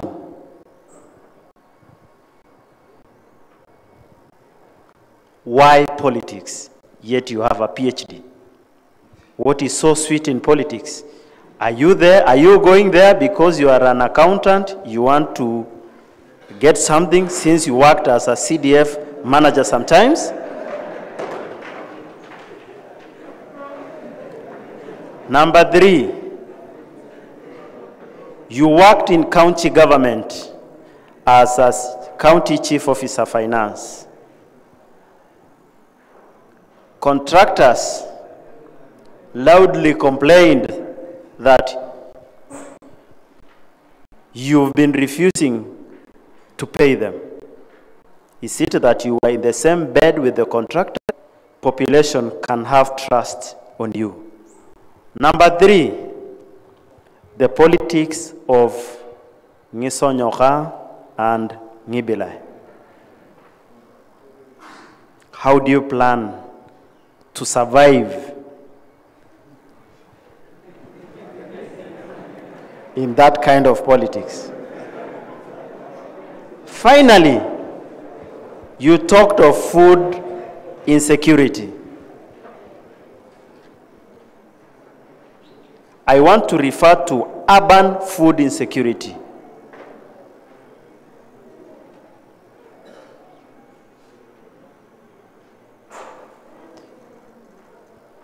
We have a good number of people who want money because they cannot afford $1 a day.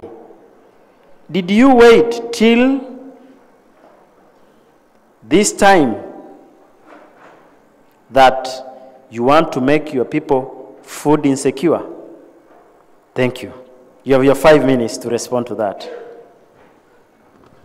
Okay, can you repeat the last question on the issue? I am talking about the urban food insecure population. How do you plan to tackle the issue of food insecurity? Since you've asked me that, I can add the 4th one about Kapese Trust Fund. You are a guru of social corporate responsibility. And there are a lot of issues right now about Kapese Trust Fund. Are you behind that, or someone wants to use you to achieve their objective? Thank you, Doc. You are running away from the responses. Okay, thank you. The first question on the issue of multiply effect. What is this that Honorable Ariko will do to have a multiplier effect on the matters of education? The first item here, I want to request all professionals of Turkana South to give back to the community. Giving back to the community in this way. One is need to do civic education to our students who are completing Form 4. That's a responsibility that they need to give back. They need to educate our brothers and sisters who have finished Form 4. By doing this, we'll have many students in colleges. We'll have many graduates in the universities. What I was requesting professionals to be doing to improve our certificates, both in diploma and degrees. Once the students have completed Form 4, there's need for professional, senior professionals to come and talk to these people and probably ask them to secure admission letters for colleges. That's how we can improve that. And again, during our time, there was no bursary. There was no bursary. We were dependent on Lokichar Family Development Program. I am a beneficiary of Lokichar Family Development Program. Some people miss that program because of me. And that's what has touched me as a Rico John Amoit. That's why I'm giving back to this community. That's why I'm taking the children of the people of Turkana South to acquire their degrees and diploma. So the multiplier effect in this case, we need more students to go to school. How do we improve that? By increasing the bursary allocation. The bursary allocation, you go to the county bursary. The county bursary should target the needy and not the guys who are working.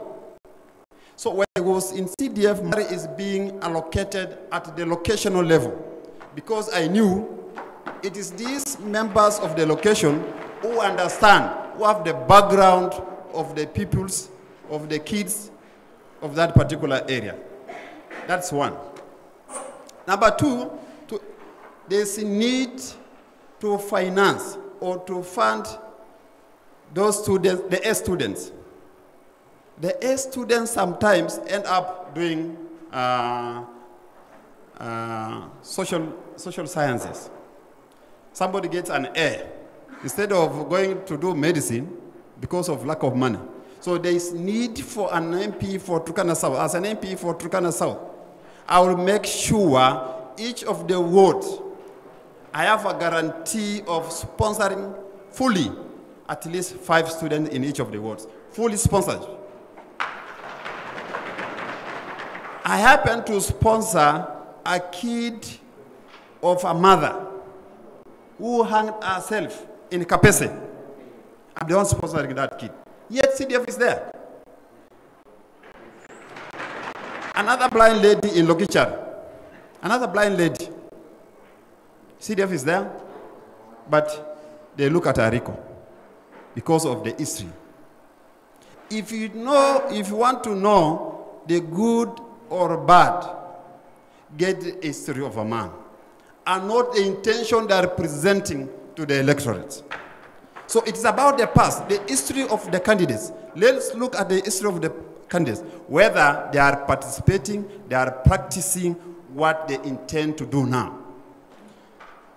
So that's the question number one. Why politics? The motivation behind my politics is the continued engagement with the problems of the people of Turkana South. Since the time I started working in CDF in Marakwet, I was touched by the problems of the Turkana people staying in Marakwet. I was touched by the students who are meeting me in a rural town. And I used CDF bursary for Marakwet to sponsor these students as a philanthropist because of wanting to give back, because of the urge to give back to my people. So, the reason as to why I've entered into politics, the power of leadership, the power of being an elected member of parliament. Time is up. Do you need more time? I need more time. This is not something that you can just... I need more time, please. If you need me to present my issues to my people, please give me time. Please proceed, Mheshimiwa. Yeah. So that touch, being in touch with these people, it is not about looking for a job. I've been in several jobs in charge of finances of various institutions. This time round, I want the power of the people, the power to network with the national government. I've worked with national government for 15 years. I have a lot of connections with national government. The responsibility of a national member of parliament is to network with other colleagues, to network with the persons working in various institutions, at least to get professional employment. It is so unfortunate in this Turkana. The responsibility of the MP is just to make noise here on the ground. But going there, they cannot even present a single person in senior government positions. So using my networks, and I've done a lot. I've looked for employment. I've made guys employed in national government while I was working as a junior government officer. The many positions I've held in national government, I've made replacement. I've made replacement of my own person from the Turkana people. That's the achievement I want to demonstrate to the citizens of Turkana South. When I was working with the Turkana County government, I was employed because of my professional qualification to rescue this county government when we were facing issues of mismanagement of funds. The first 1 week, the first 1 month, I was employed in Turkana County government. I faced the Public Accounts Committee in the Senate. You remember His Excellency Governor Nok had employed a number of people of Turkana, but he went through a lot of problems. But you can go to the website of Public Accounts Committee, how I defended this county because of the first impression you present during defense matters a lot. The first impression matters a lot. On the issues of payment of contractors, I'm not aware of denying any contractor any payment. I can give classic examples. During the 2017 election. There were a number of competitors from the other side. I paid everybody. I just want one classic example to be said here that I refuse to pay anyone their rights. So that one, I don't know that.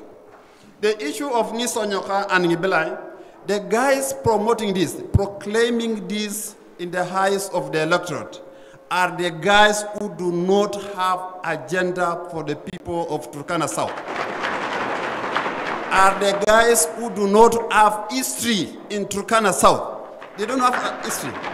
They cannot even say one thing that they have done to the people of Turkana South. And that's why they want to take advantage. Probably they think Ariko is Hebelite.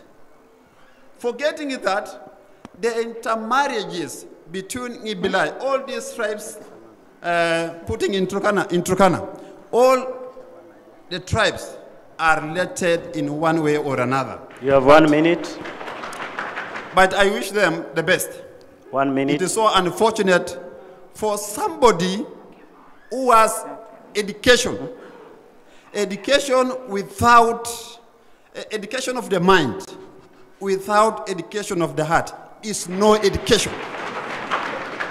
Education of the mind without education of the heart is no education. There's no leadership there. Can you finalize, Mheshimiwa? Finally, on the issue of Kapese Trust Fund.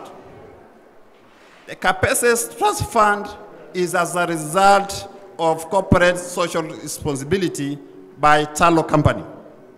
The first case was where the ACS used to give funds to a certain committee in Lokichar.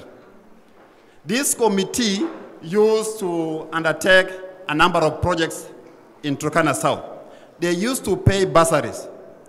All of a sudden, the leadership changed the management. They established what we call Kapese Trust Fund, of which we cannot be told what is this fund doing. The other time last month, I was told 28,000 came. What the elders got is 2,500 M-Pesa. So they cannot account for the so many millions that were released to Kapese Trust Fund. Thank you. When I took over as an MP for Turkana South, I will return back Kapese Trust Fund to where it was. Thank you, thank you. And to you, Honorable Philip.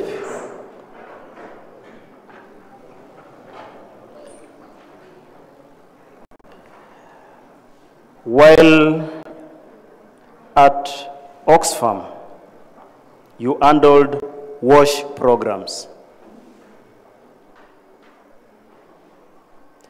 Lokichar is one of the villages that does not have water, yet WASH was one of the functions done at Oxfam. Please tell your constituents why and how you can do it. 2, you talked of malnutrition. Lokichar having, Turkana South having severe cases of malnutrition.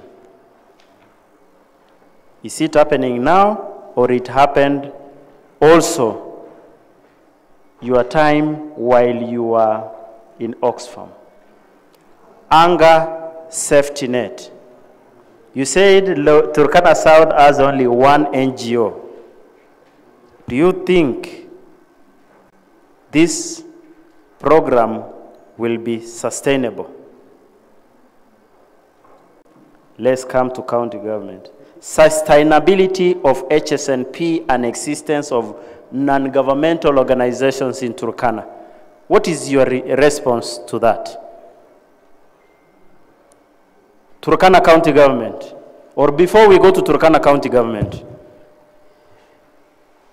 we are informed that you are the person perpetuating disunity in Turkana South through the allegory of Ngibilai and Nsonyoka through Kakalo. Is that true? Hey, I'm not talking to you, I'm talking to Philip.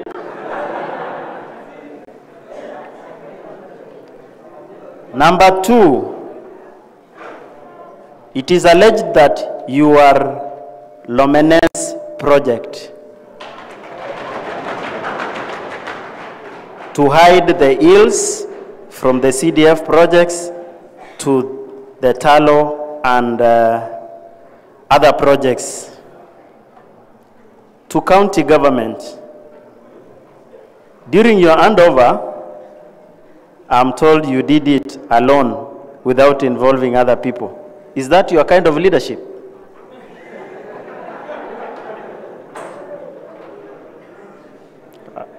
Umerekod mheshimiwa? Can you expound that question? Wanasema during not handover, wakati ulitoka county government, and inaitwa handover, ile pati ya mwisho watu hawakujumuishwa au kutoka ofisi, watu wakiwa ulifanya peke yako na watu wachache ukamaliza. Hii si maswali yangu, imetoka hapa. Irrigation scheme, I am told you are taking pride of projects done by the other CECs, not by you. There is a mention of Kanaodon and Nakwamoru, whereby these projects stalled, you revoted and reallocated the money because the contractor was your friend. You will respond to that. Finally, they say you are the agent and the cause of food insecurity in Turkana County. Wanasema, you are the agent and the cause of... I want to listen to this question. Can you give Honorable Philip time so that he can respond to that? These are very important questions. Very important for the sake of you. Listen so that I can respond appropriately. There is an allegation that initially, before you came to county government, Turkana County had 51,000 acres of arable land. But since you came in, Prosopis juliflora reduced to 12,000. Hence, Turkana County residents are food insecure, courtesy of Philip. While answering that, please tell us, is it your projects or someone's project? You have 10 minutes to respond to that, not 5 minutes, because you have very many issues. Welcome, Mheshimiwa. Thank you so much, Doc, and the viewers online and present here. Those are very important questions for clarification, because facts are never disputed. I will share with you the facts and not hearsay, not politics. If your question is quoted with politics, we will still answer it. Okay?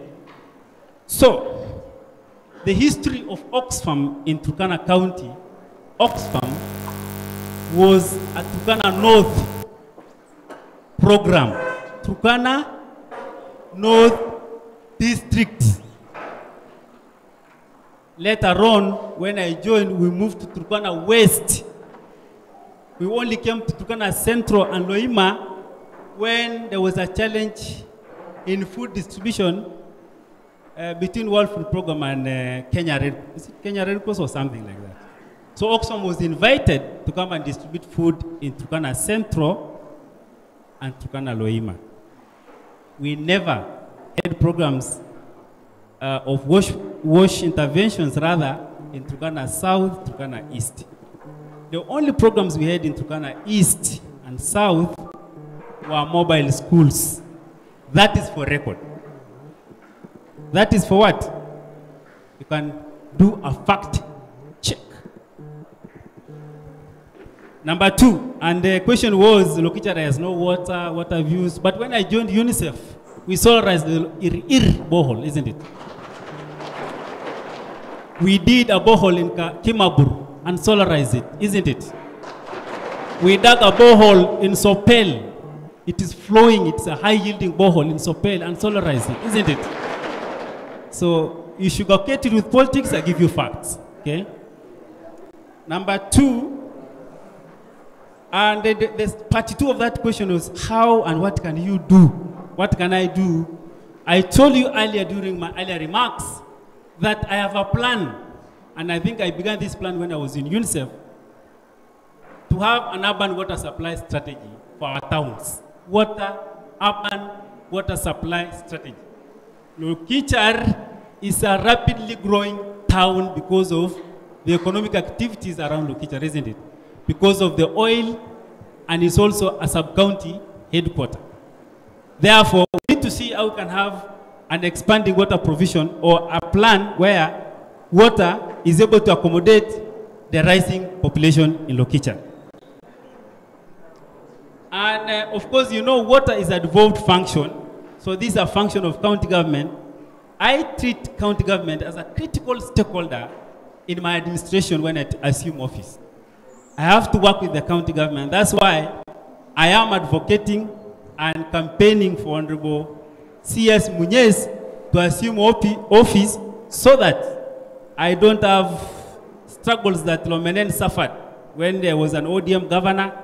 He was a Jubilee MP, I don't know, DAP, MCA. Things will be confused. Okay? Malnutrition. Malnutrition, some gum, whether it is happening now and why it didn't do so much during the Oxfam days. Let me give you some history, those of us who don't know. Turkana County in the 20s used to thrive. There was no malnutrition in the 30s, in the 40s, even 50s, until 1960, locally called Namotor, is when we went to the Maskini camps. You know that?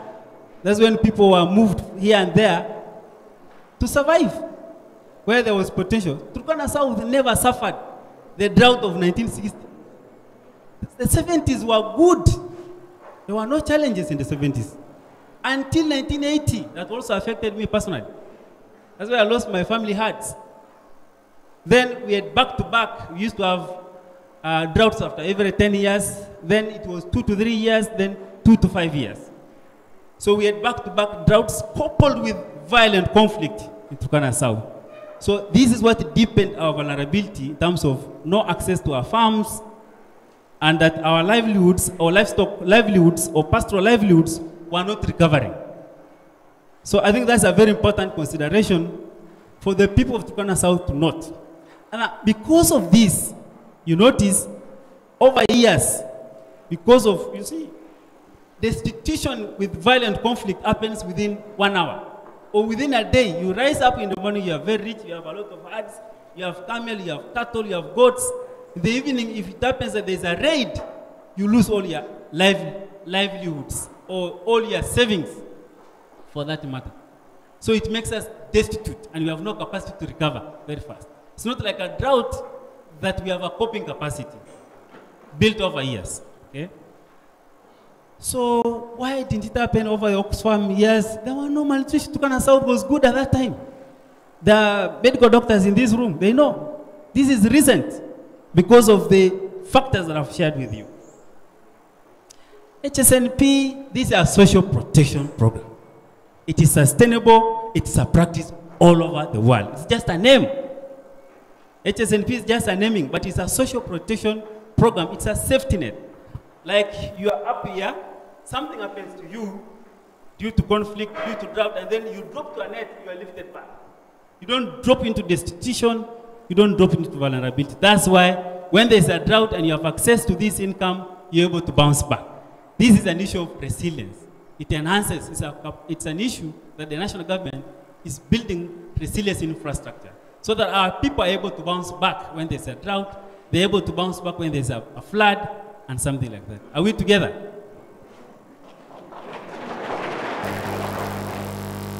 On the non-existence of the NGOs in Turkana South, on the non-existence, they are not non-existent. I told you they used to be World Vision in Kainuk, and then it closed shop and moved to Kalapata. We have seen Awiri coming, and maybe there are a few others that we don't know, and local CBOs. We need to attract. Because of evidence, we need to generate evidence. When I assume office, we need to bring a baseline study that informs the status, the situation of the indicators in each ward. Which ward is more vulnerable? Which one has got which potential? Which one is has low-hanging fruits in terms of agriculture, in terms of health, and what have you. This is what we need to bring to investors, the NGOs, the civil society organizations. That evidence is very important, so that we attract them to come to Turkana South. And I have that capacity because I've worked with several NGOs. I have worked with the UN and I've worked with government. When I was with UNICEF, I worked with the Minister of Health, the Children's Department, the Minister of Water, the Minister of Agriculture. We have a wealth of experience in terms of our networking and capacity to bring partners on board in Turkana South. So that's a very important. So it is a sustainable because it's a practice all over the world, including the UK, the most vulnerable must be. It's a duty of government. This is a duty, government is a duty bearer, and we must bear that cost of ensuring that none of our people is living a life of no dignity. We need to live a dignified life. Whether you are a pastoralist, whether you are an orphan, whether you are a single mother, you need to live a dignified. And that's why this safety net is very critical, okay? I see Turkana South, I don't know whether it is Turkana Central, that is more diverse in terms of presence of all the communities in Turkana are found in Turkana Central, in Lodwar, and they are also found in Turkana South. I see the presence of many communities in Turkana South as an opportunity. Diversity is our strength. Anything you talk of, oh, you're the one perpetuating this, bring the evidence on board. If you have the evidence, bring. Bring. Right now, we have the National Cohesion Commission. Bring it, take it, and bring the evidence, and then I will go and answer those questions. I have never uttered any word against anybody. In my entire campaign, I have been abused, I have been called names. This is a leader. A leader is resilient. You don't shout. I don't shout. I speak issues. I bring issues to the table. So I see diversity. Look, the contribution, the unique contribution that is going to be brought by the people who came back from the rest of the country because of the 207 post-election violence. They're in our county, they're in our constituency, and we call them Ichakun. I see an opportunity there. in them. They are farmers, they are welders. This is an opportunity. This is what we need to tap into them so that we integrate them into the society through farming and other skills. Your 10 minutes are up. You need more minutes. You gave me 10 questions. I am asking you, can I add you more minutes? Yes, I'm only halfway.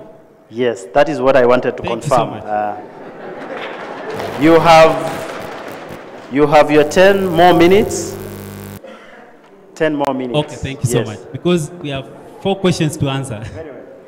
I think they say that if you receive the X number of questions more than others, there's something about you, isn't it? Yes. If you get 2 questions, you get 3, and I get 20, that's where the answer is. So, what did I say? I am a person who has been motivated by His Excellency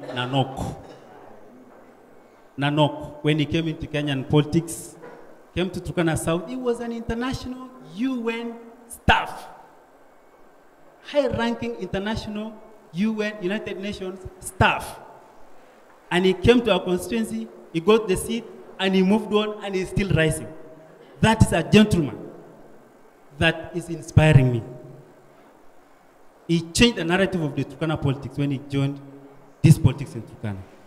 Now, I have been, of course you saw from my academic experience and all this, I've been getting everything from the word go from 2001 when I began working on merit.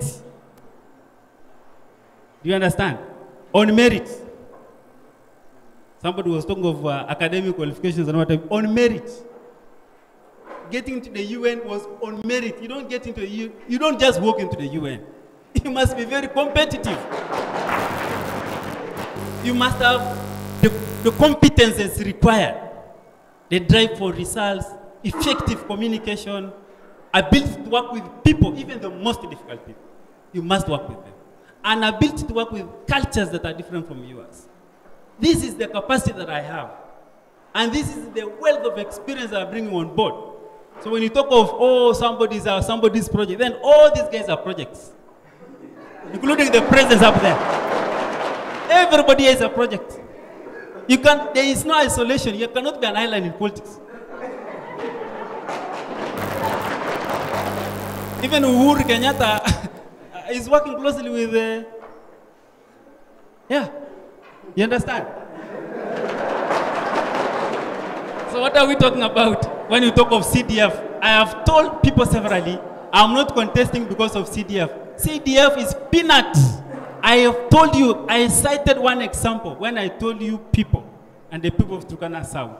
I have gotten funding from a player called Lionel Messi and did a borehole in Naipa. Is it Nagis or Nag? After Tangatova, just a few kilometers from Tangatova. Nagis. We did a borehole.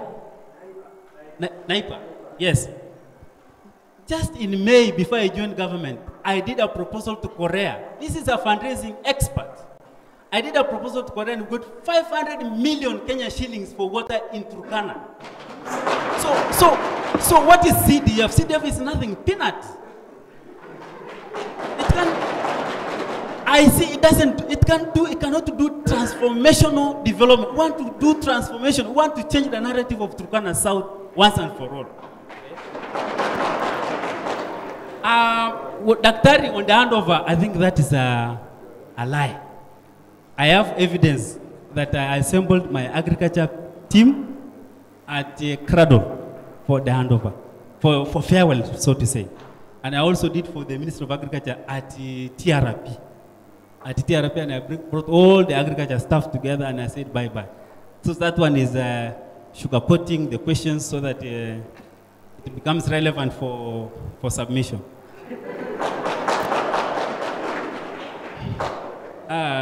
Number 7, I want to give you facts. I want to give you facts on the projects that I initiated. Let me give you the evidence. Because we cannot joke here. I cannot come here to joke. Leadership is not joking. We are talking about people's lives. We are talking about people's aspirations. We are talking about a community that is the most poor in Kenya. We cannot joke here. I give you facts. I give you facts only. So daktari, on whether I, Philip Ebea Emun, I'm deriving on somebody else's success. Where? Where, doc? You know my track record academically and my work experience from all the institutions that I've managed. It has always been a huge success until very recently in government, where I was awarded the best CEC 2022. Of course, yes. That's the first time you heard about the best CEC or Gala Award, isn't it? First time. We have been around. What happened? That we never got it. So the projects that I initiated myself in Katilu Ward, and completed, not stalled, because I struggled with stalled county irrigation projects, stalled from 2016. Okay, Lokwaliwa in Katilu Ward is complete, a drip irrigation. Now Untos, now Kot in Kalabokat is complete. Now Untos in those sides of Oropoi complete. Nangito in Kerio is complete. Nansikilele in Kanamkeme is 80% complete.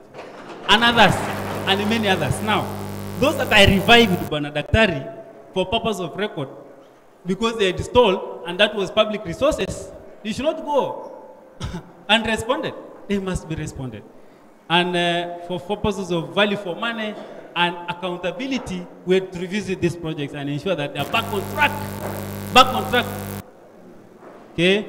Lorengo Loop was not stalled, it was a work in progress. Now it is complete also during my tenure. Nakwamoru was stalled. Lodwar in Kaptir, Juluk, Nawapeto, Kanaodon, Nakukulas, Kachoda, Lochere Meyan. And I finished Kachoda. It was a huge success, I have told you earlier. Lochere Meyan was complete.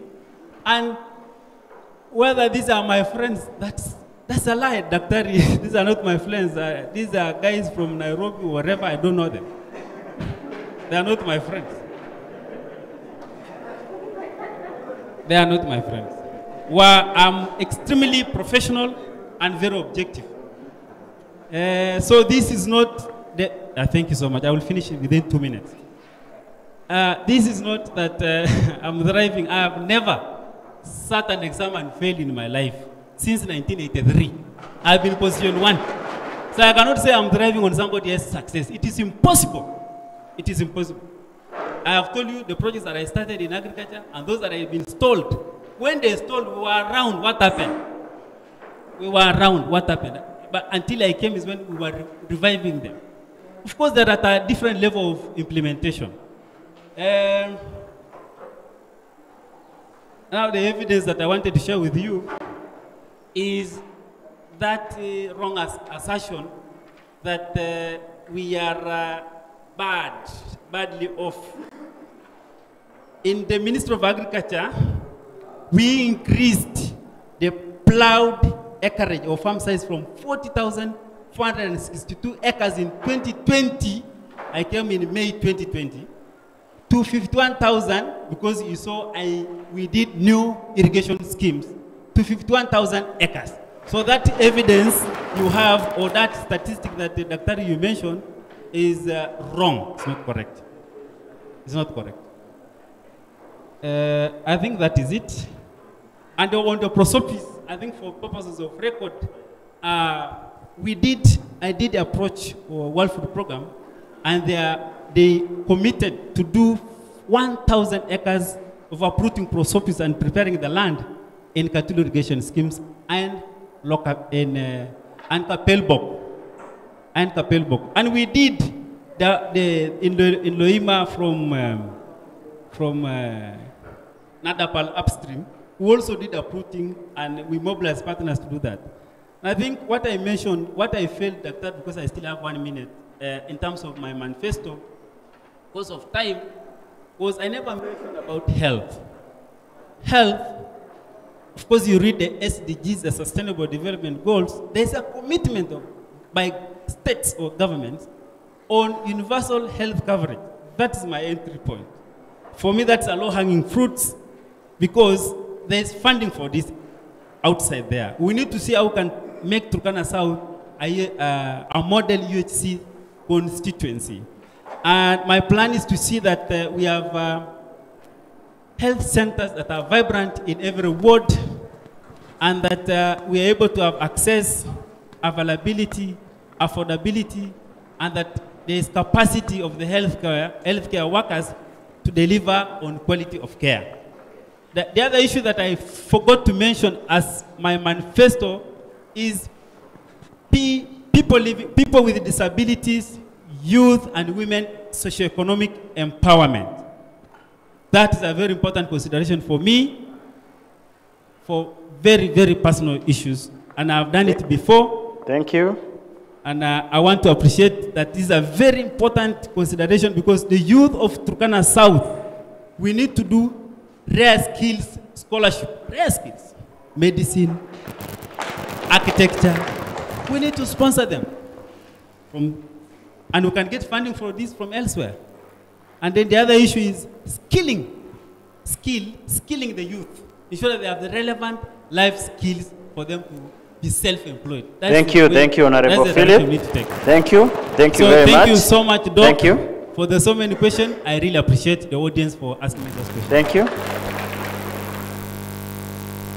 I hope you've heard what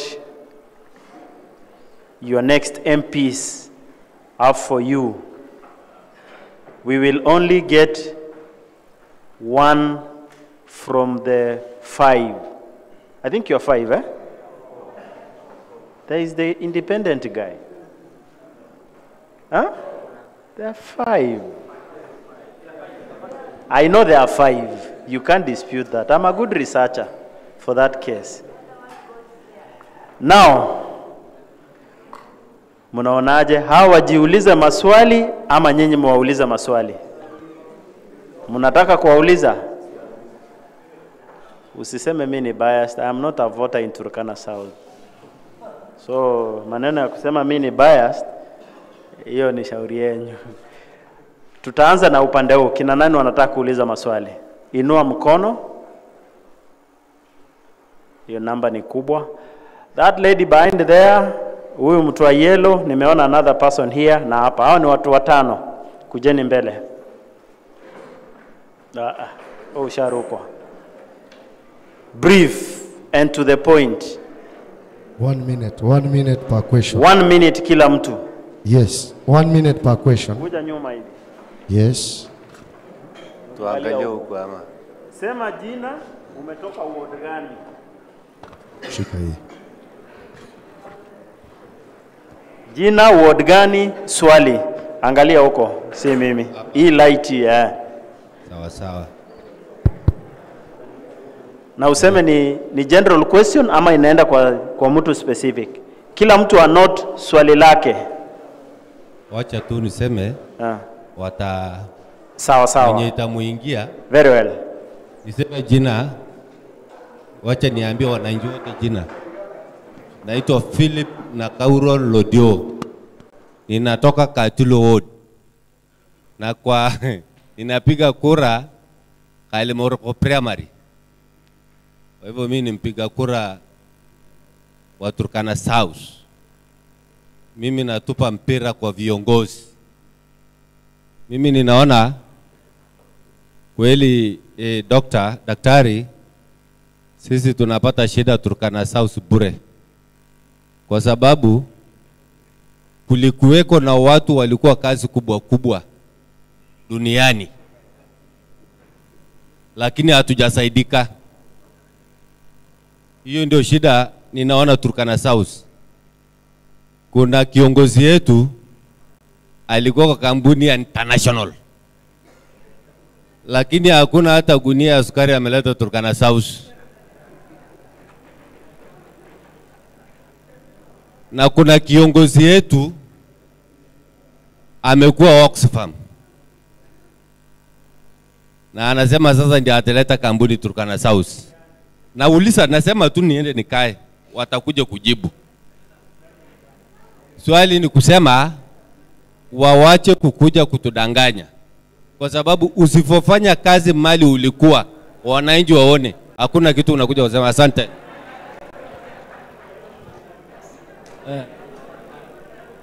Sawa. Order. Please.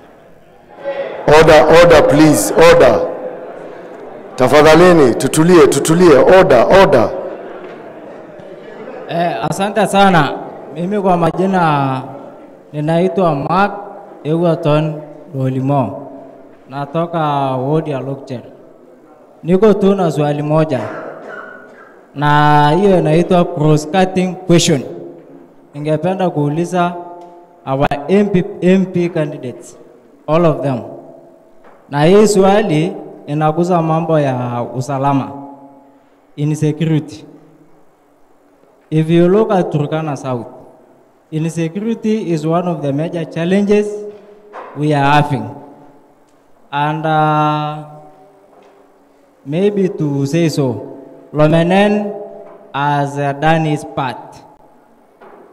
So I want to request you, the MP candidates, to share with us, voters of Turkana South, what unique measures will you bring on board to beef up security in Turkana South?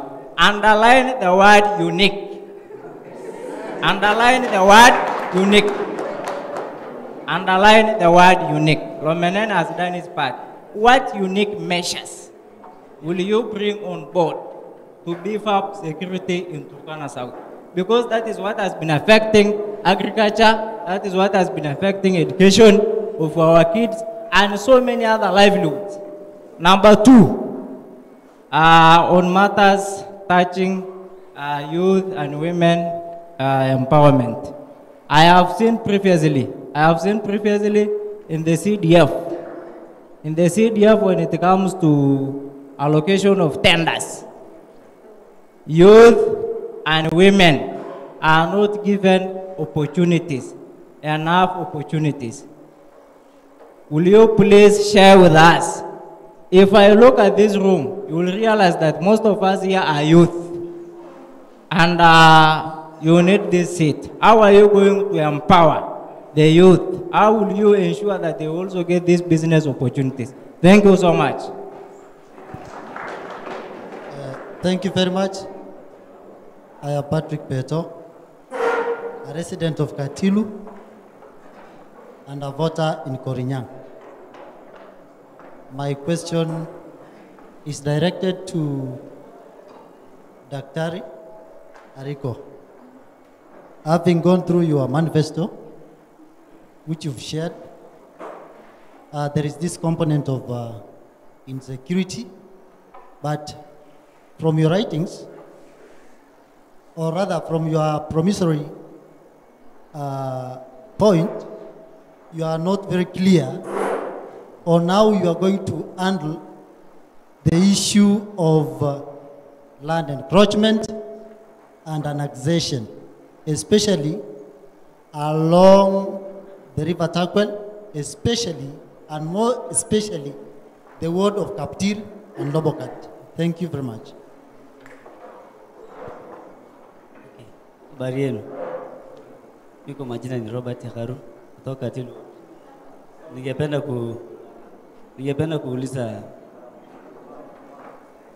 kuuliza Honorable Philip. Ningependa kuuliza Mheshimiwa Philip Ebei.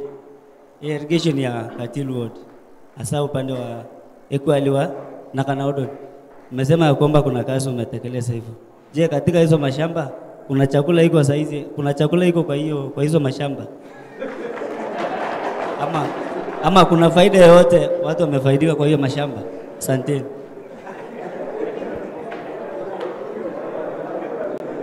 Okay, I have a question on the Captain Ward. Naitwa Fane Yaukot. I'm a resident at Captain Ward. My question goes to on land grabbing. Our neighbors have grabbed our lands in Nakwamoru. What about what your take on that? Will you get back the land to those people or what? Because those people cannot even afford $1 a day, so that land they used to activate to feed their families. Now they don't have anything to feed their family. What is your take there? Thank you so much. My name is Vicky Lotede, youth leader. So my question is on one. Recently there was a report released that many teenage girls are getting pregnant. As seen in the last exploratory period of the Talo, Turkana South was greatly affected. This is a general question to any of you because I don't know who wins. The best man wins on August 9th. So what is your approach towards tackling the issue of teen pregnancies? Because the highest number that is affected is women, and we have lesser number of women in colleges and in universities, and as a student leader, my question lies there. I want to know your approach, any that I can get from any of them. Then number two is on agriculture.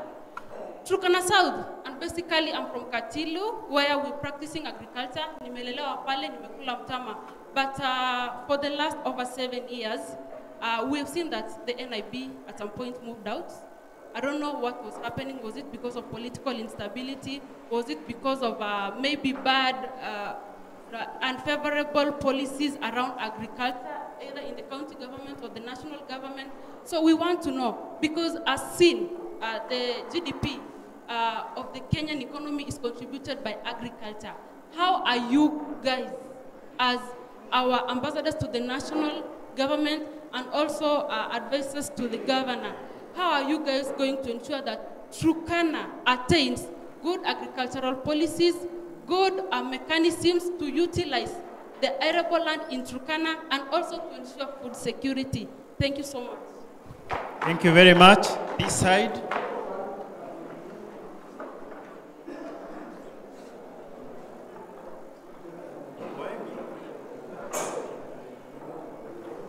Nataka mmoja kwa nyinyi watatu. One. Nani aje? Ni kwa nyinyi watatu, mtu mmoja. Mujichague haraka bana. Twende huko mbele. Nyinyi wawili. Nyinyi wawili mjisemee, nataka mmoja wenu msikizane.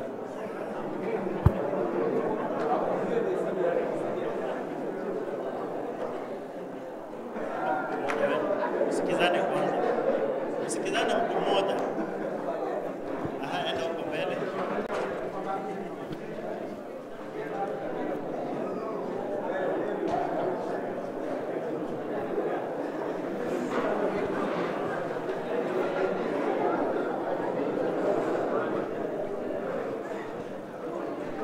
Tunyamaze kidogo. Songa huko.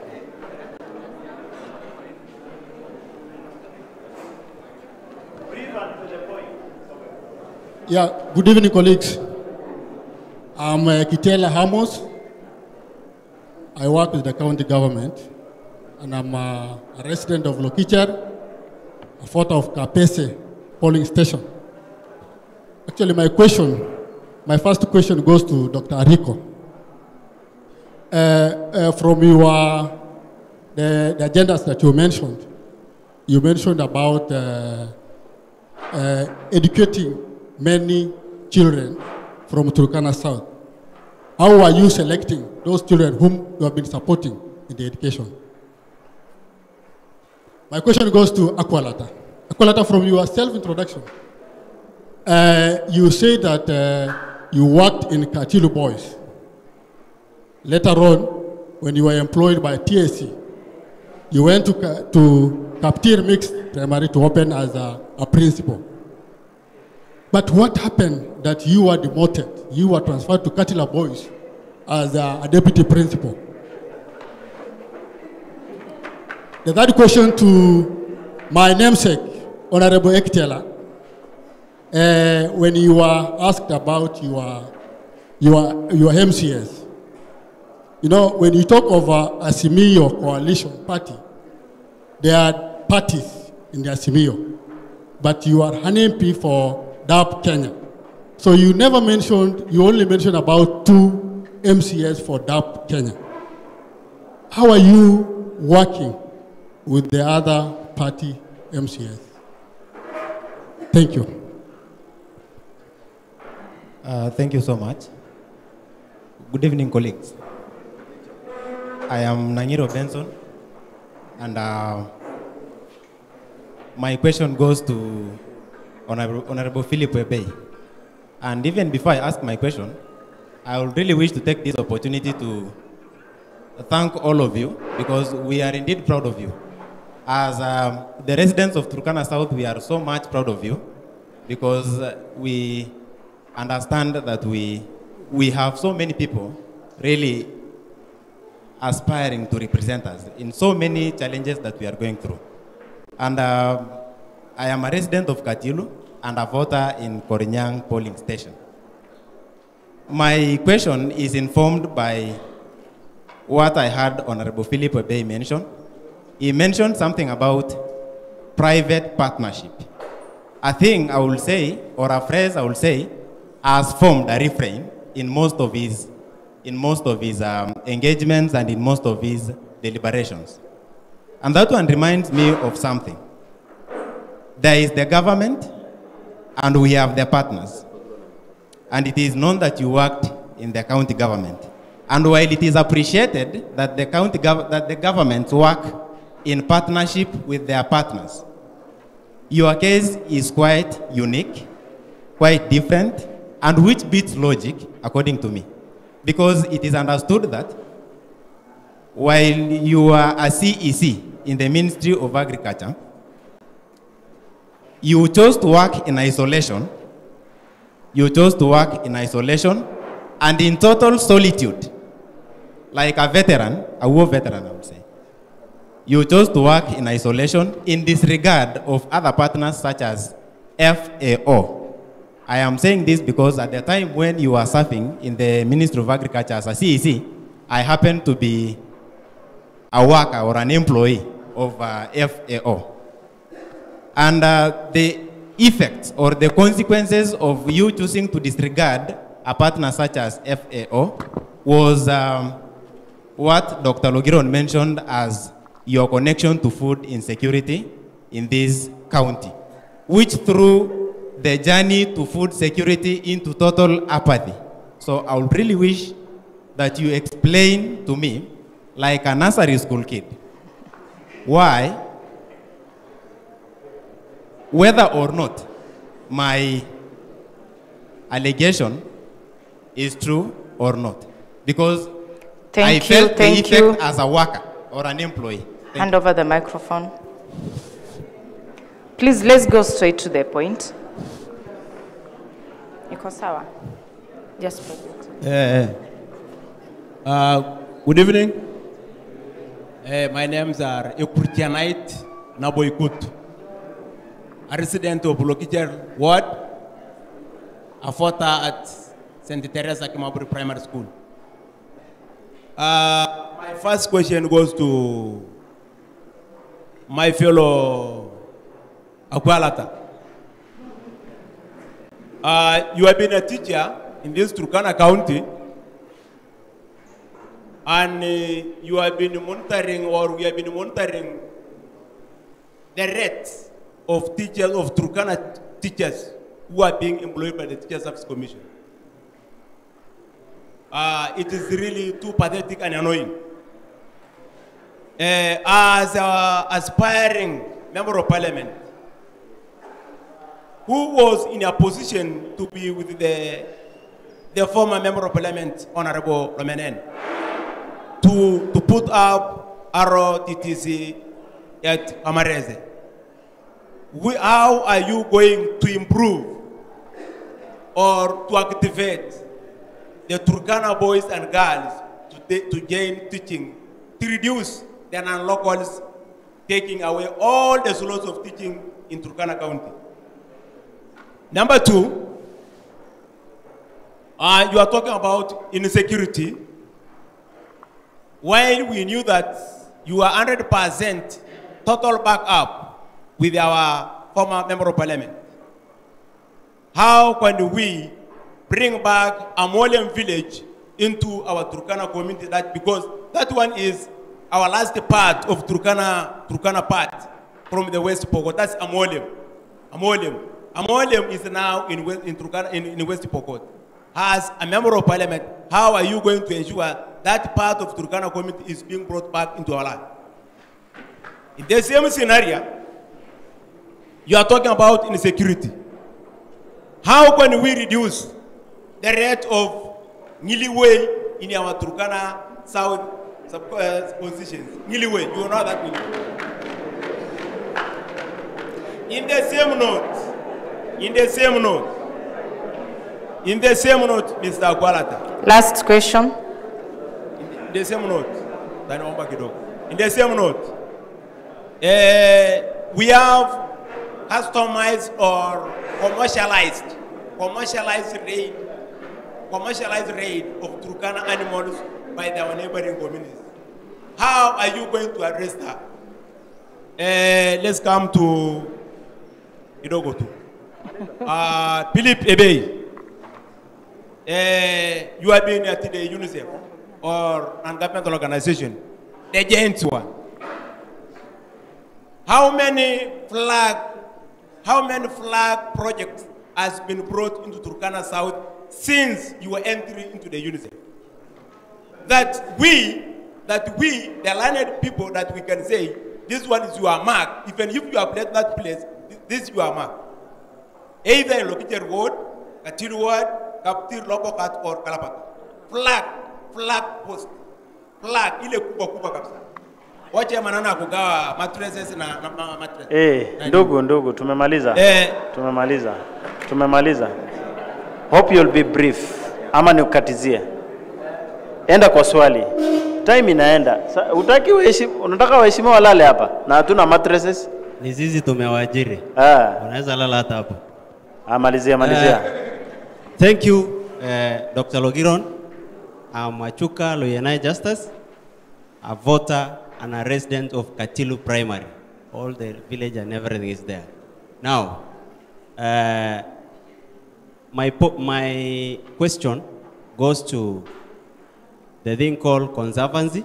The conservancy was there in Turkana South, Lokchar. We had Lochakula Conservancy, we had Lobokat Conservancy, we had Katilu Conservancy, we had Lokichar Conservancy, Kates of Talo. There came a conflict inside between the county government. Conservancy had reduced what we call unemployment. It gave job to our rayas. Also, it created that there were people who were employed in the conservancy.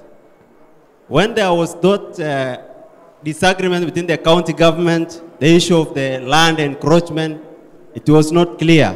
So my question is, how are you as our MPs ready to revive the conservancy issue? Because we have a working conservancy in West Pokot, which is giving jobs to the people of West Pokot. How are you going to revive the conservancy to ensure that we have job for these our rayas so that we can reduce Ngiliwe and those other guys who are jobless, who are creating disturbance? That's my question. Thank you. Thank you.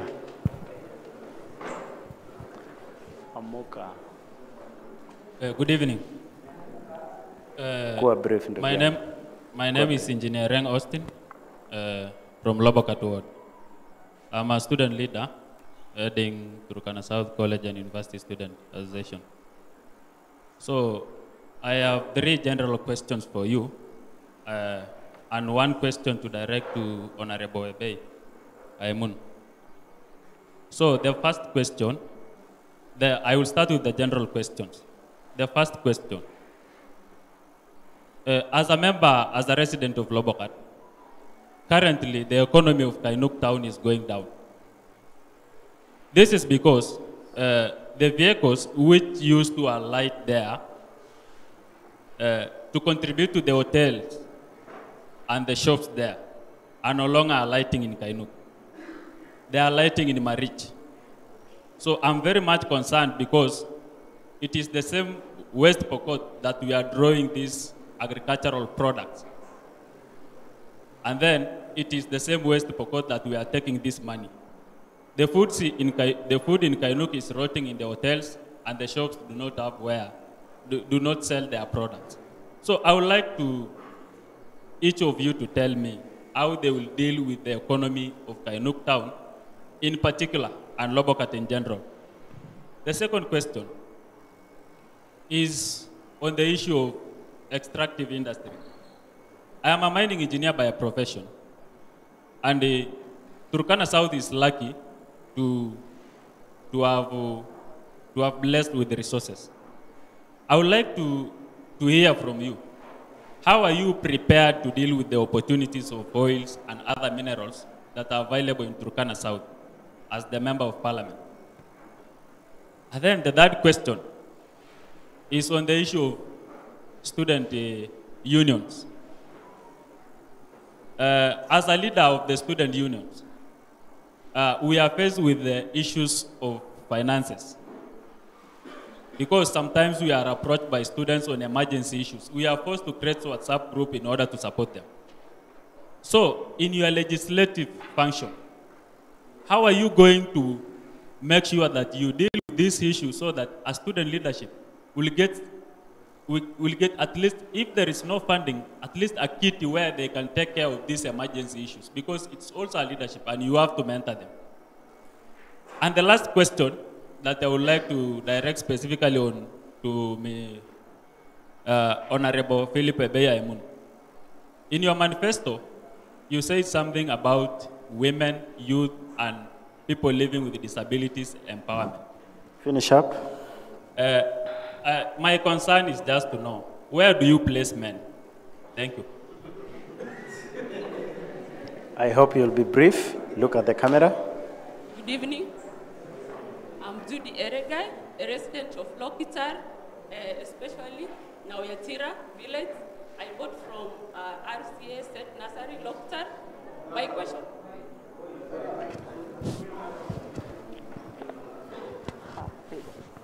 My first question is general, but part of it will be specifically for Honorable Ebe. This is about Kalapata. We all know and understand Kalapata is the hotspot area for drought in Turkana County. So my first part of the question is, as you've been in the Ministry of Agriculture, what did you do for the partners, especially we had many partners going to Katilu, but no partner for agriculture was going to Kalapata. And going to be the MP, or given that opportunity to be the MP for Turkana South, what are you going to do so that we overcome that, the issue of drought in Kalapata?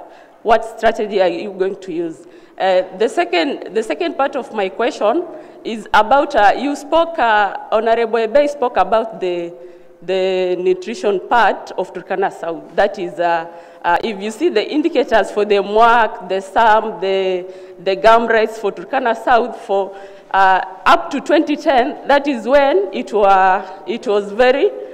was down. That is up to 10%. After 2010, it has been growing.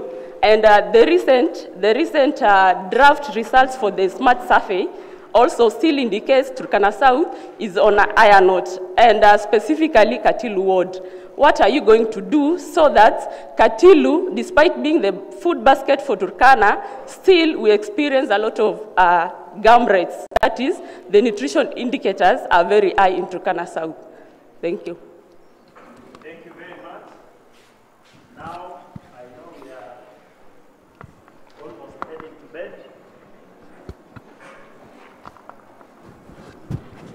I wanted to pass the microphone to the candidates, starting from Akwalata. I would wish you, before you respond to the questions, to ask a question to any of the candidates, any of the three candidates.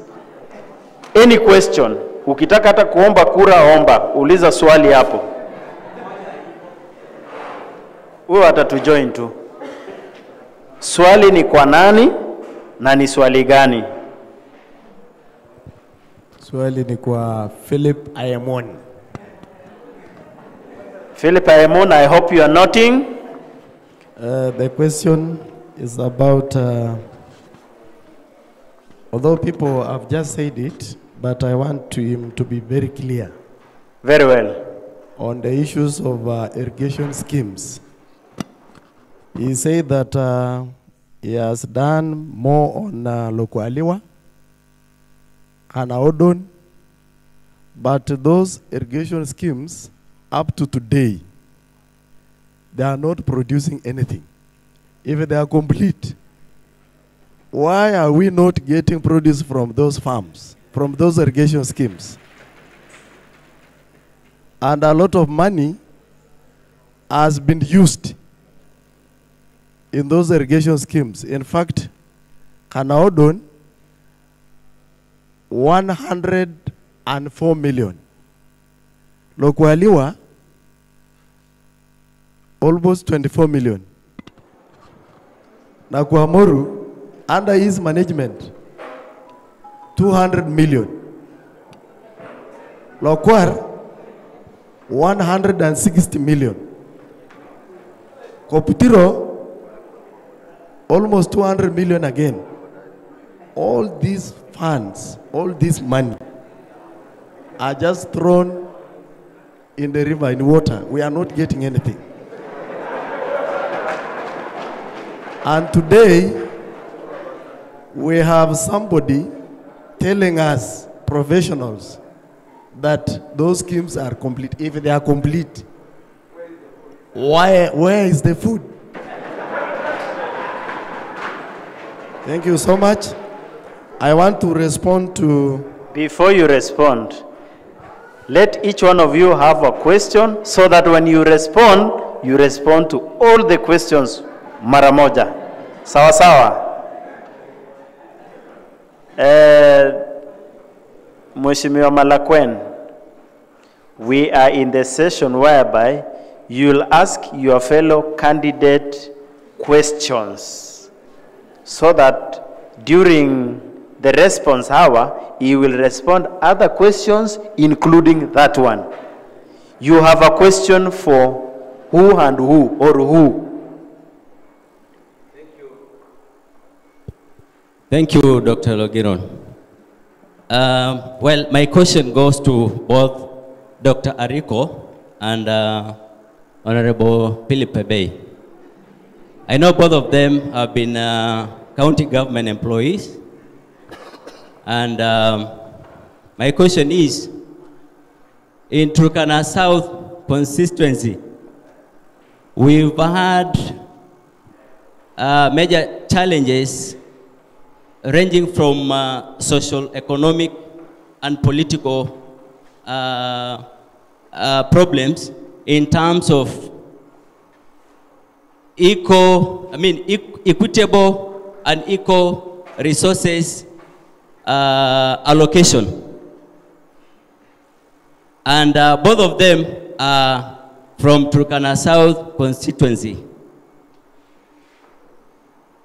What have they, what did they do better to ensure that the county government allocation given to the 7 sub-counties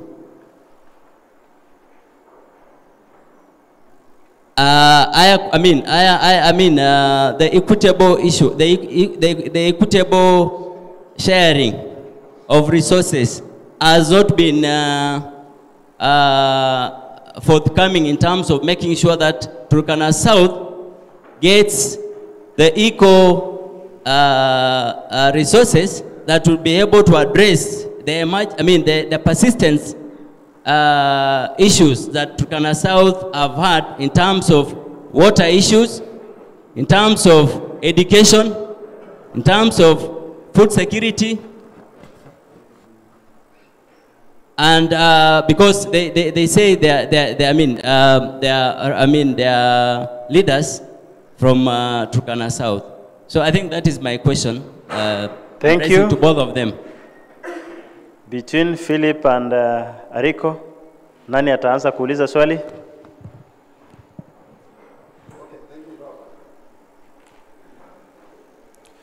My question goes to the main supporters of Lomenen, or the children of Honorable Lomenen. That is Order. Honorable Akwalata, Honorable Philippe Bay. What new contribution are you bringing to the people of South in terms of security? Because I know Akwalata has already proclaimed that he has participated a lot on the matters of peacekeeping. But what is so annoying and irritating, we have lost a lot of people. Personally, I'm affected. I'm a victim of these pockets.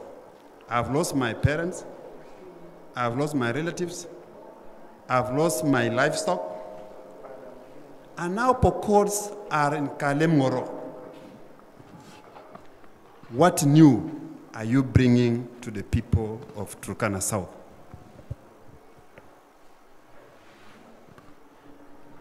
Thank you. Philip, you want to ask your questions to who? Thank you so much, Dr. Logiron. I think I will ask Akwalata. I think Akwalata. Please proceed. I think Akwalata or Mheshimiwa will just Solopiyok. As not, I'm also a voter in Turkana South. He has not demonstrated to us that he has the requisite competencies and experience to lead Turkana South.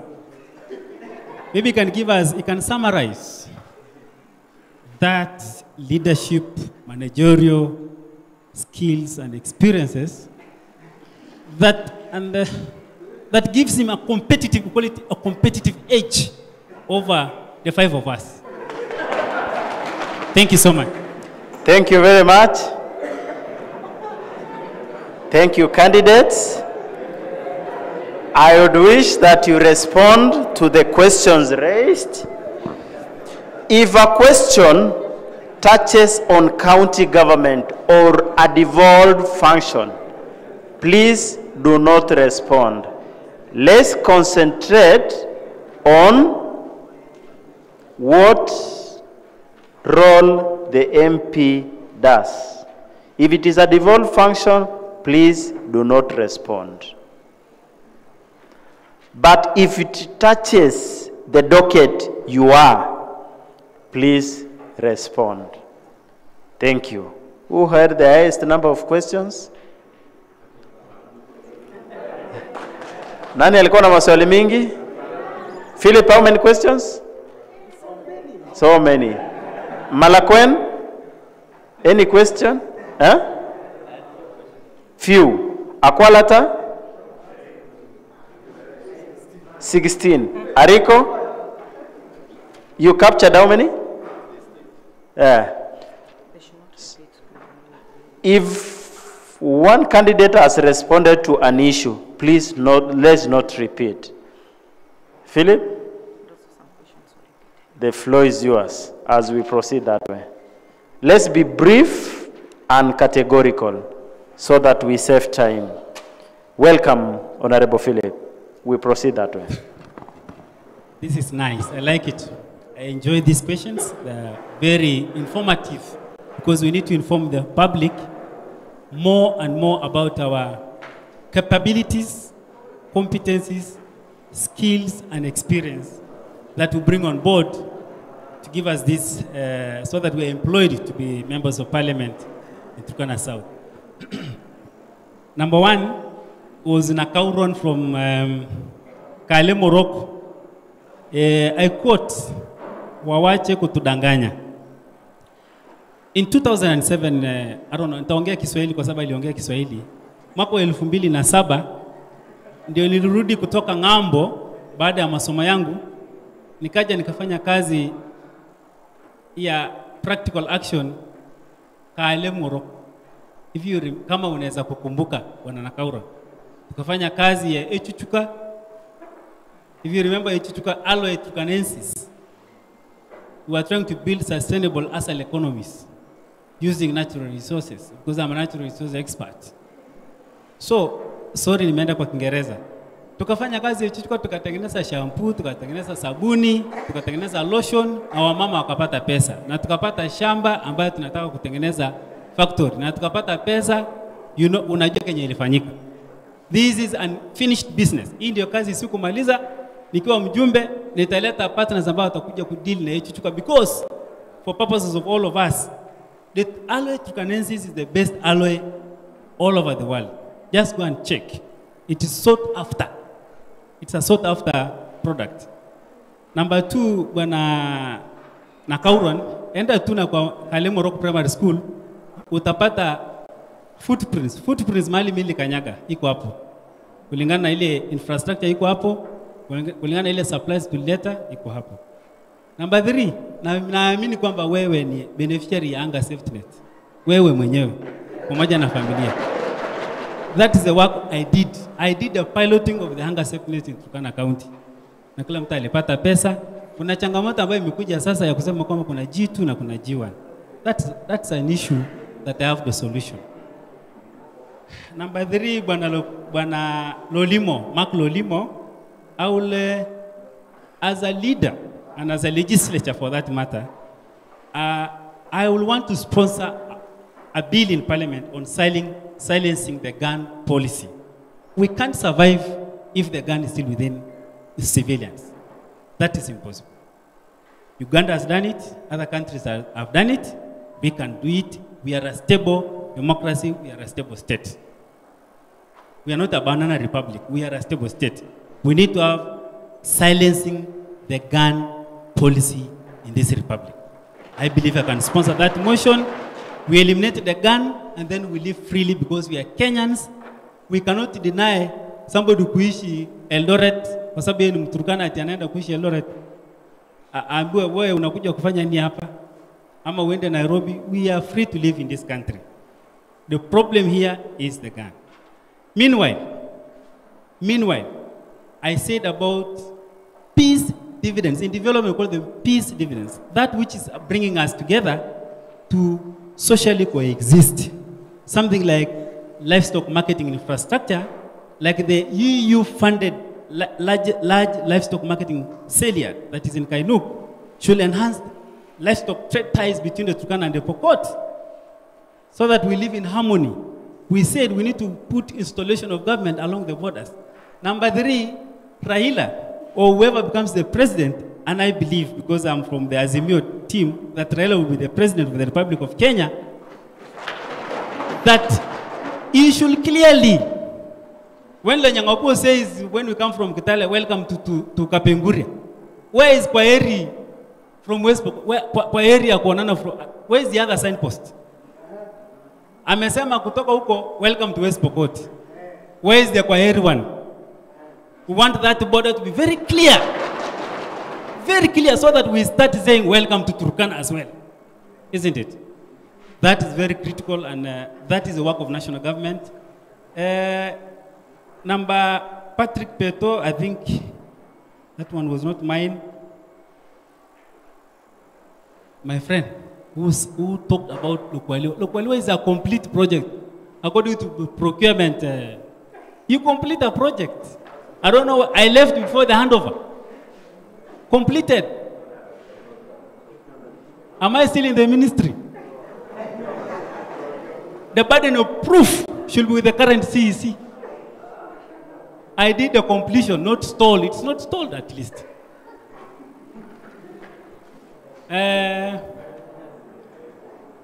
On teenage pregnancies, I said earlier in my introductory remarks, we in this country, Turkana County did a study on child marriage, and there are key recommendations in that report.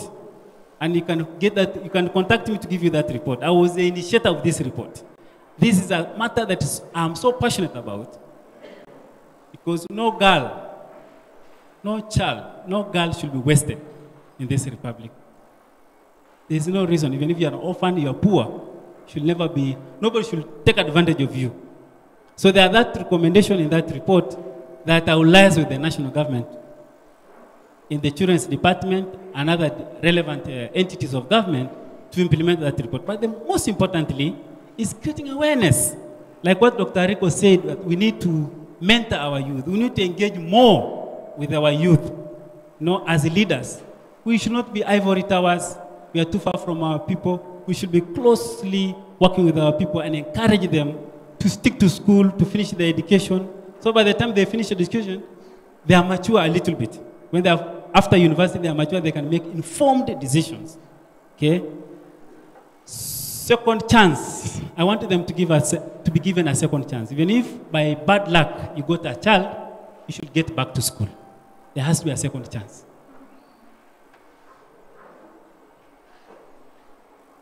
Agriculture in Katilu, I think the issue is, I think NIB has been working alone. I think no proper engagement with the county and the communities as well. That's a challenge that we need to tackle immediately to get into the office to ensure that NIB, whatever they did, I don't know whether they have handed over or not, but of importance to us, because I see this room is youthful, is that we need to have youth in agriculture. We need to have a lot of involvement of our youth in agriculture. Our farmers are getting old. They're getting aged, and we need to have them. We need to take over the farming. We are not excited about farming. So how does it happen when we are not involved in the farming sector?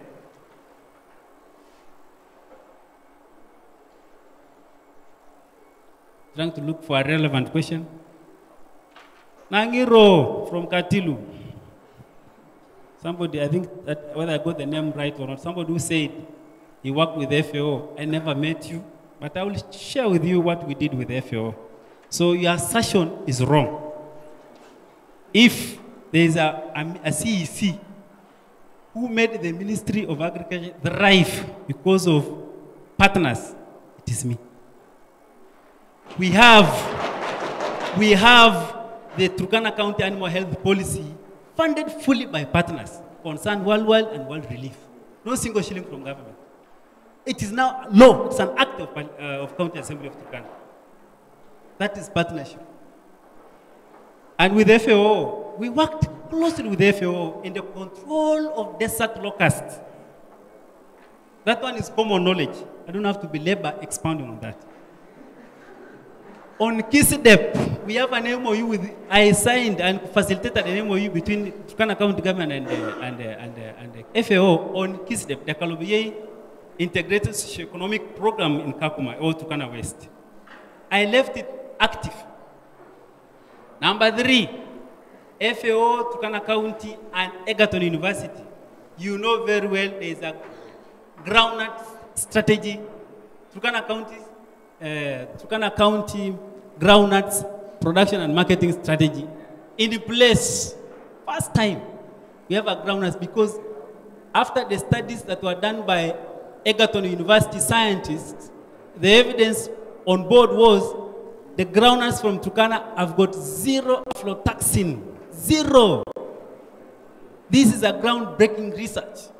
And immediately we swung into action in support with FAO to roll out the test or pilots all over Turkana. And the product was the groundnut strategy, and we have all farmers are embracing groundnuts production. Number 3, we have conducted many livestock response intervention, livestock disease response intervention, including cross-border. Number 4, we did livestock disease control for 70,000 cattle that came back from Uganda with support of FAO. We have also a draft One Health strategy with support of FAO. Many things, my brother. So what we are saying is fallacy. Fallacy.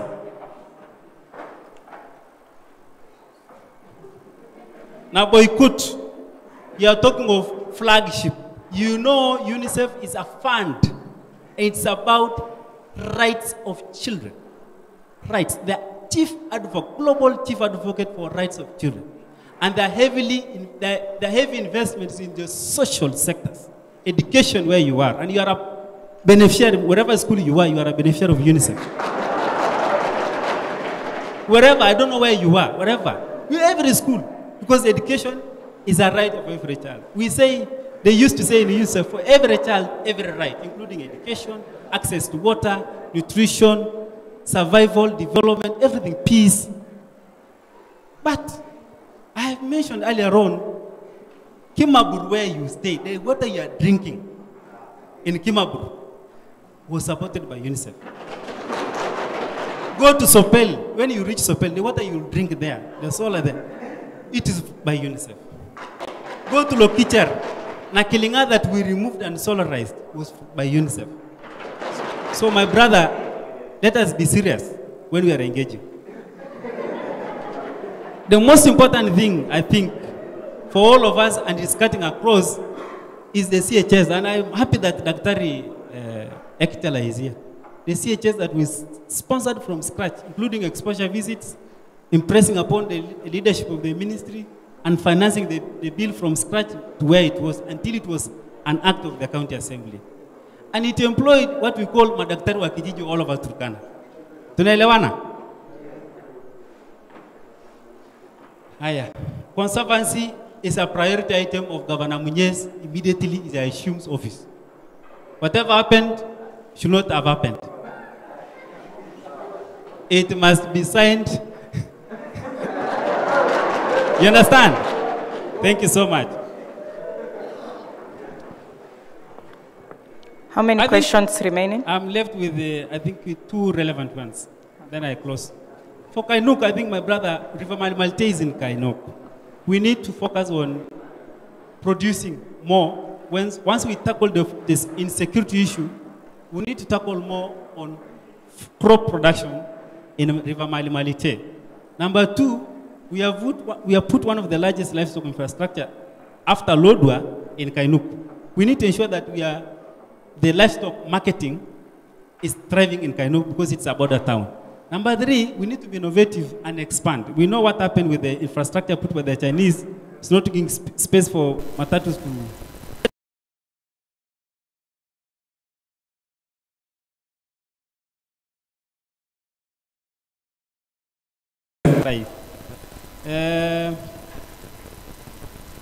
expose opportunities in the extractive industries and other minerals are now to deal with it by the student leader. I think you know very well there is a policy or act of parliament that gave us the 5%, 20% county government. That's something we need to tackle when you get on board. How do you operationalize that policy once the government gets the rightful share from this oil business? And of course, there are opportunities also with Talo and other companies that come on board that we should engage the youth, especially you now, you should be included. The other issue about this is scholarships. Remember last time in the phase 1 there were scholarships. We need to advocate for more scholarships for our youth. Why is the place of men? We are talking of the most vulnerable in our society. The most vulnerable, of course, are our children, which we have discussed severally. The most vulnerable are women. The most vulnerable are the PWDs, or people living with disability, and the youth. That's where the vulnerability lies. Please finish up. Lastly, is Kalapata. What I did. Kalapata has World Vision as an NGO. It is stationed in Kalapata. What I did also is to ensure that the recovery projects for emergency livestock, emergency locust response program is targeting Kalapata. Currently, they are the beneficiary.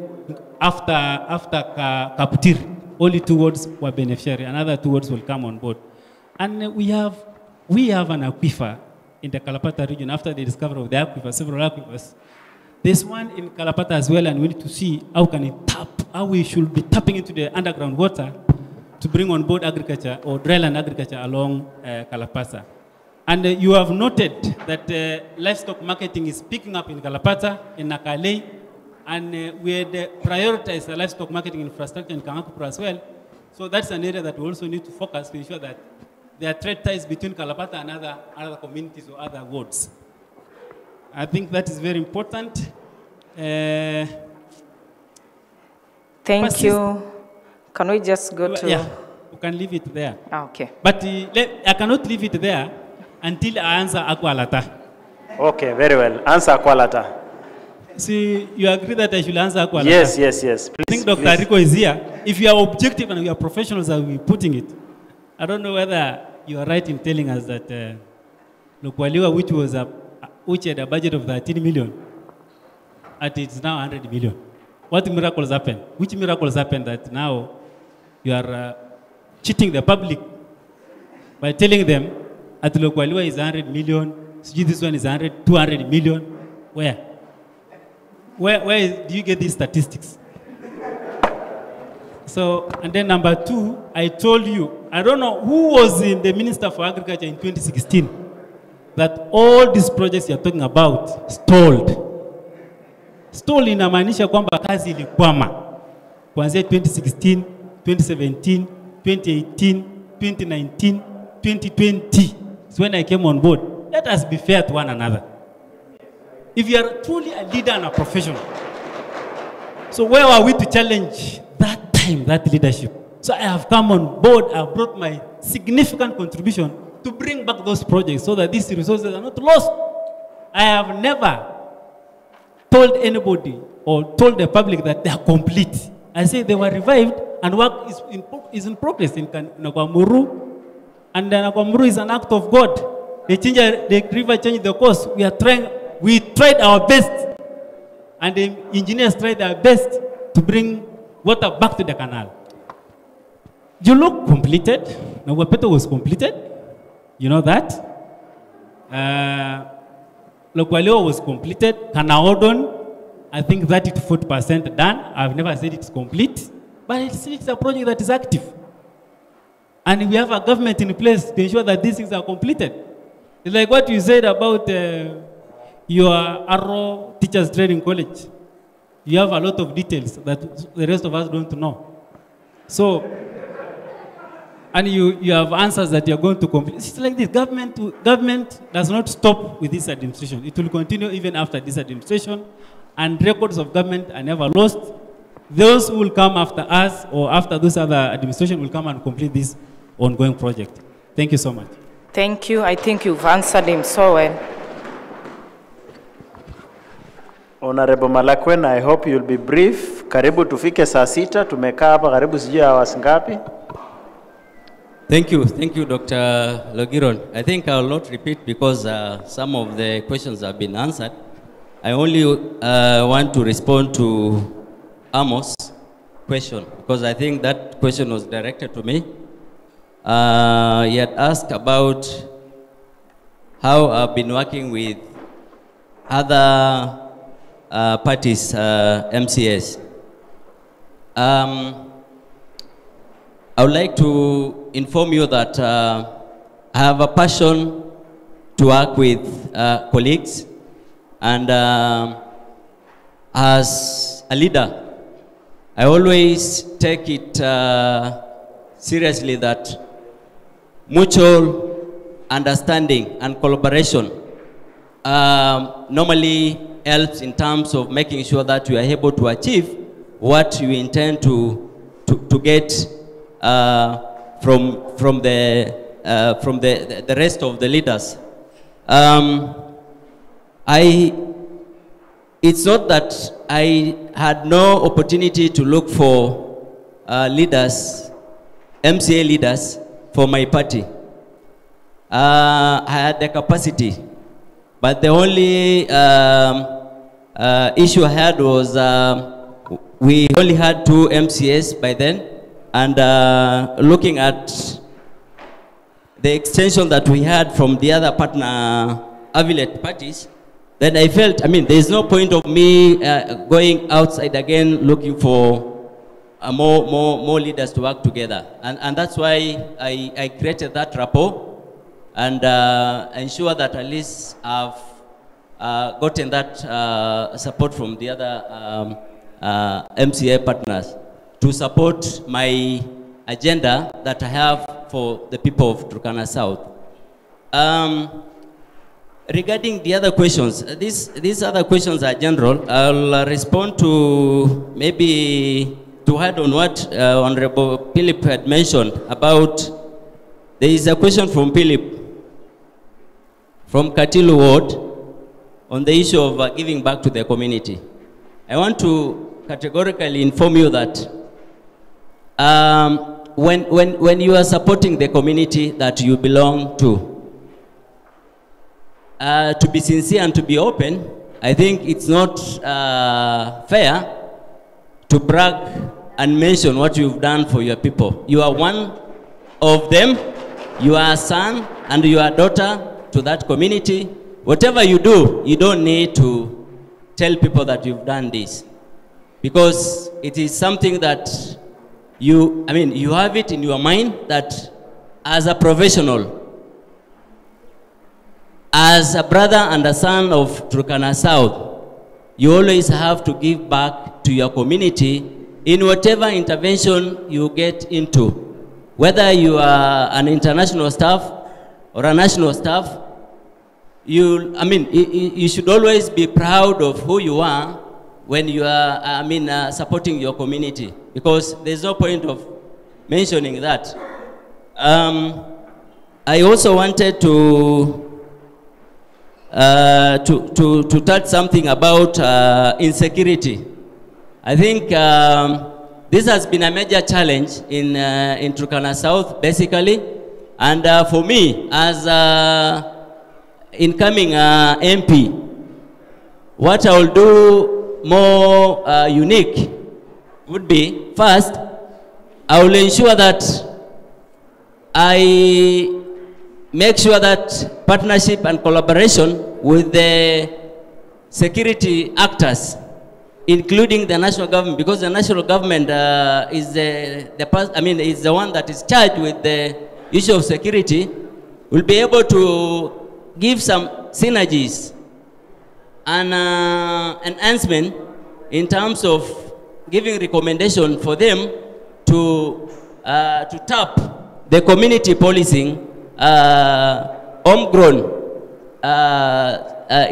security, intelligence, and surveillance from our retired chiefs, our retired administrators, our retired community leaders, so that they are able to advise the security apparatus in terms of making sure that working with neighbors, it's something that you need to make sure that, because as a Kenyan, you have a right to make sure that you live in any place within the country. And you should not make sure that at least, you should not divide people and say, I am from Turkana and I am from West Pokot.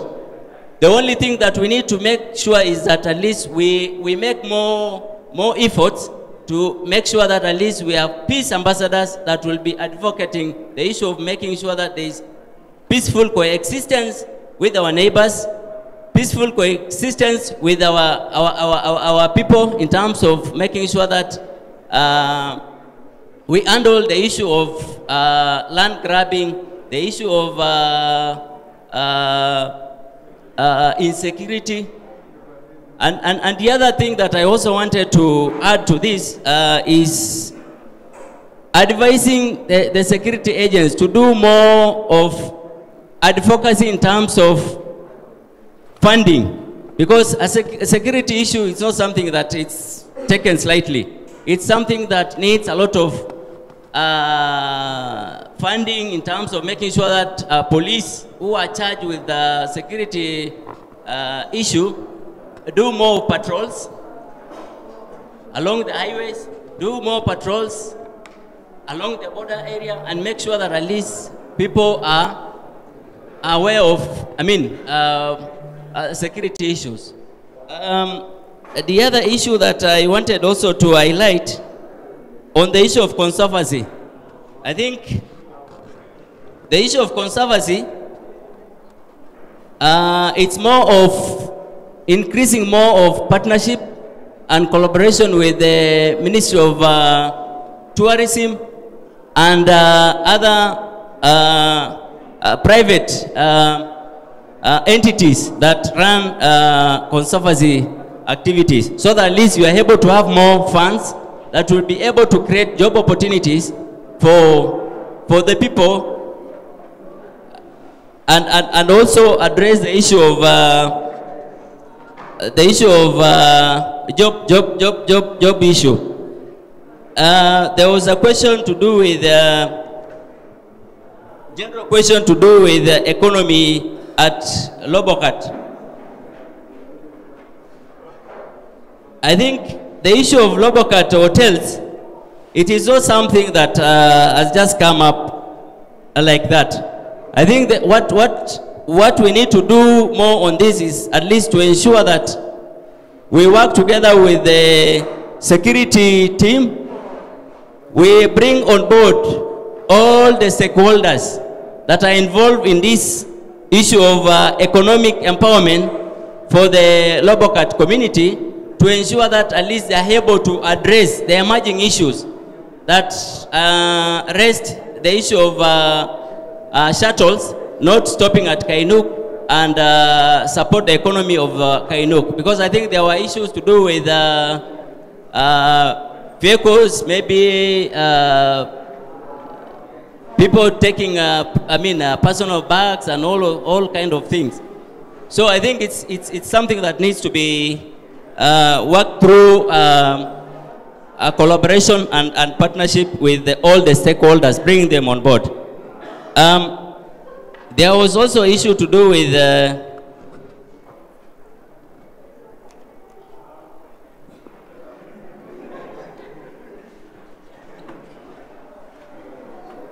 women and youth empowerment, business opportunities. Having given less opportunity to women and youth. I think the challenge here is there is less in terms of opportunities that needs to be tapped. We need to ensure that there is more of women empowerment in terms of economic activities, like identifying what businesses that they will be able to run in terms of accessing the opportunities. I think there is also an issue to do with we need to empower youth through border circle initiatives, where they will be able to have support, maybe in terms of making sure that they have Order. Are you finishing up, Honorable Malakwen? I think that is it. Thank you. Thank you, Honorable. Mheshimiwa Akwalata. Welcome, Mheshimiwa Will Justice. I hope you will be brief. I will be very brief. Very well. Question 1 about security. When I become the member of parliament, there are unique measures that I want to put in place so that we fix our security in Turkana South. Because the most affected constituency is Turkana South, because it borders 3 constituencies which are not friendly to us. That is Pokot North, that is Pokot Central, and Sigor constituency.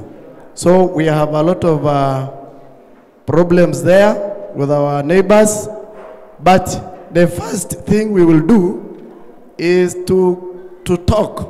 We sit down and talk through peace committees, which are very effective. We empower them. Then we let the government have its machineries within the pastoralist, just like what is being done in Uganda, where the soldiers are looking after after animals. They are just within the pastoralist. And like in Kenya here, where when people do peace, the government presence is not there. But during my time, I will make sure, I will talk with the present government so that we make sure the police are just within the volatile areas, in secure areas. And then the issue of Amolem, God willing, out of the peace negotiations, at least we will take back our people. We will resettle our people back there so that they will utilize the arable land there so that we produce enough food for our populations. There is the issue of youth and women empowerment in CDF. That is very critical, as it has been observed in the current leadership in Turkana South. The youth and women are not factored into this issue of tendering in Turkana South. It is for these big people, for these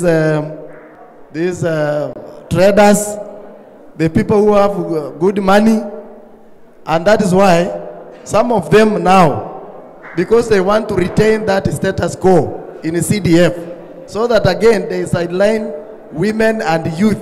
That is why they are retaining, they are trying to support one of the member of National Assembly here, so that they retain that status quo in the CDF in Turkana South. And that is very serious. I think Wanainchi are watching that. They are seeing who are these people want to do the same thing in the CDF. So to me, I want to transform CDF completely so that it does not become a family affair. Right now, it is like it is a family affair. It is within one religion, not even religion, one church. The CDF is just rotating within one church. Where one of the honorables here comes from. But we want to change that. We want all churches to be represented in that CDF if it is a matter of churches. So that is what I'm going to do with the land encroachment. I know this is a very serious issue in Lobokat and Kaptir. So this one, we want to have, we will have a legislation on the land, policy on land, so that the government will, it is good.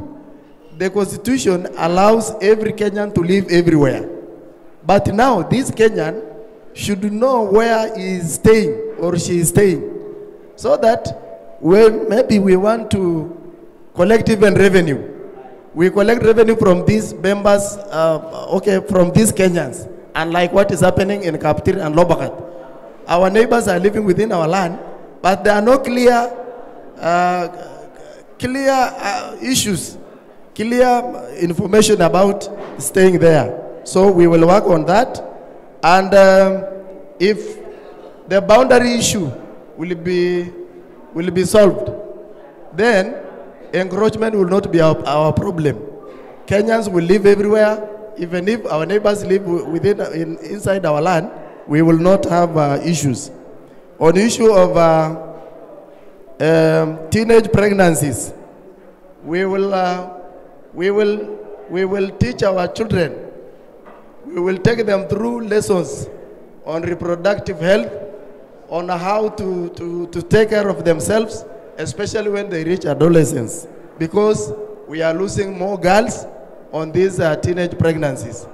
If worse goes worse, then we will have to teach them how to play safe sometimes, because sometimes when somebody becomes mature, so many things take place in their body. So we need to bring them on board so that we teach them how to play safe, how to take care of themselves.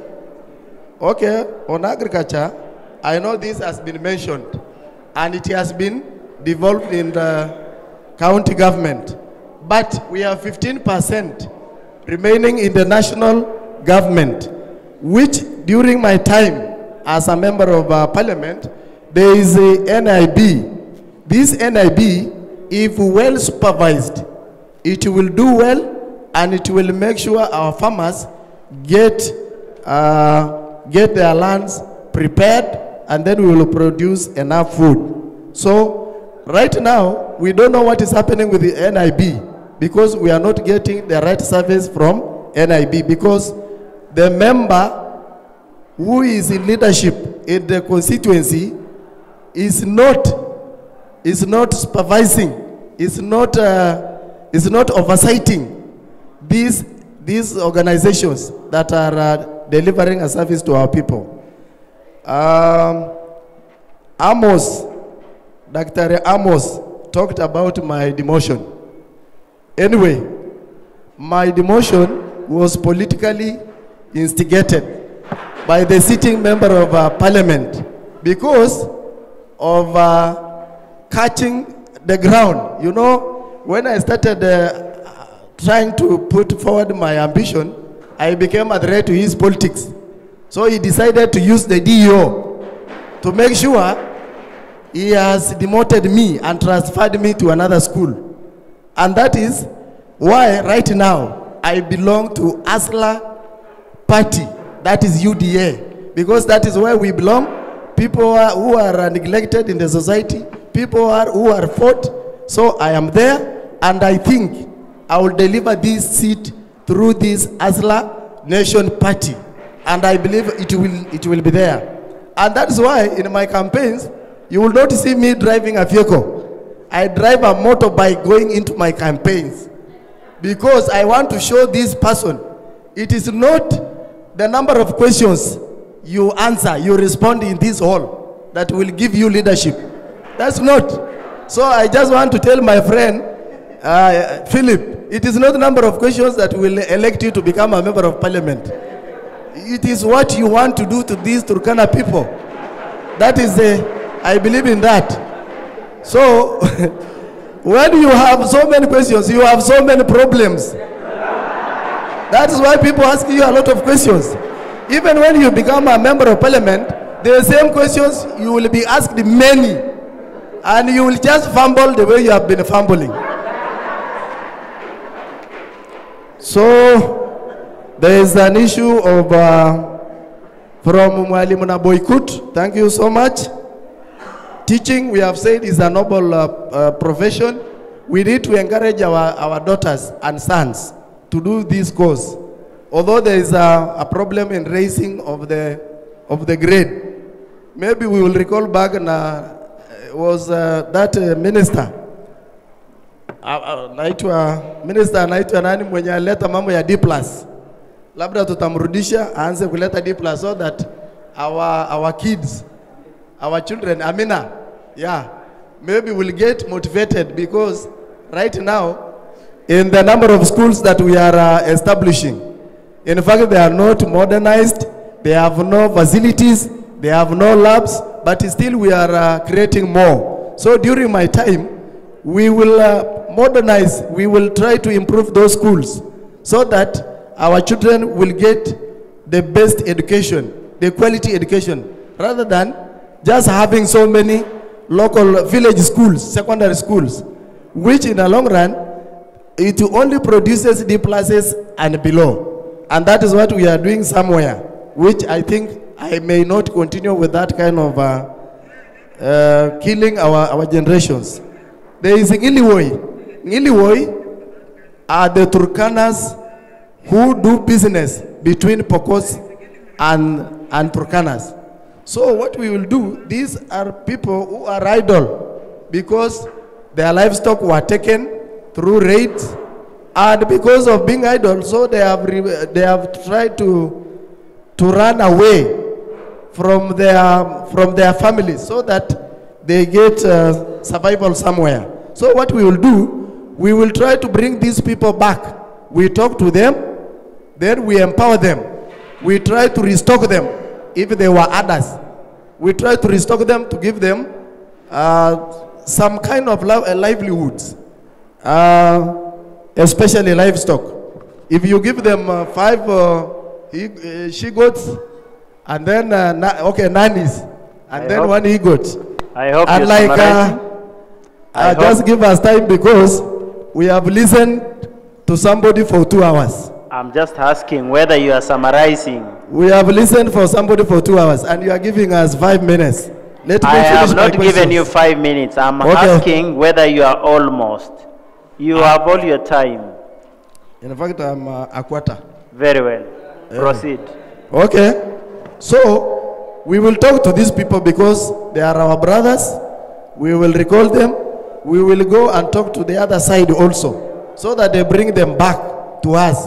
We teach them how to live within ourselves. We try to rehabilitate them. That is what we will do. Then commercialized raids. I think there are no commercialized raids. It is only that people are trying to continue with that cultural behavior.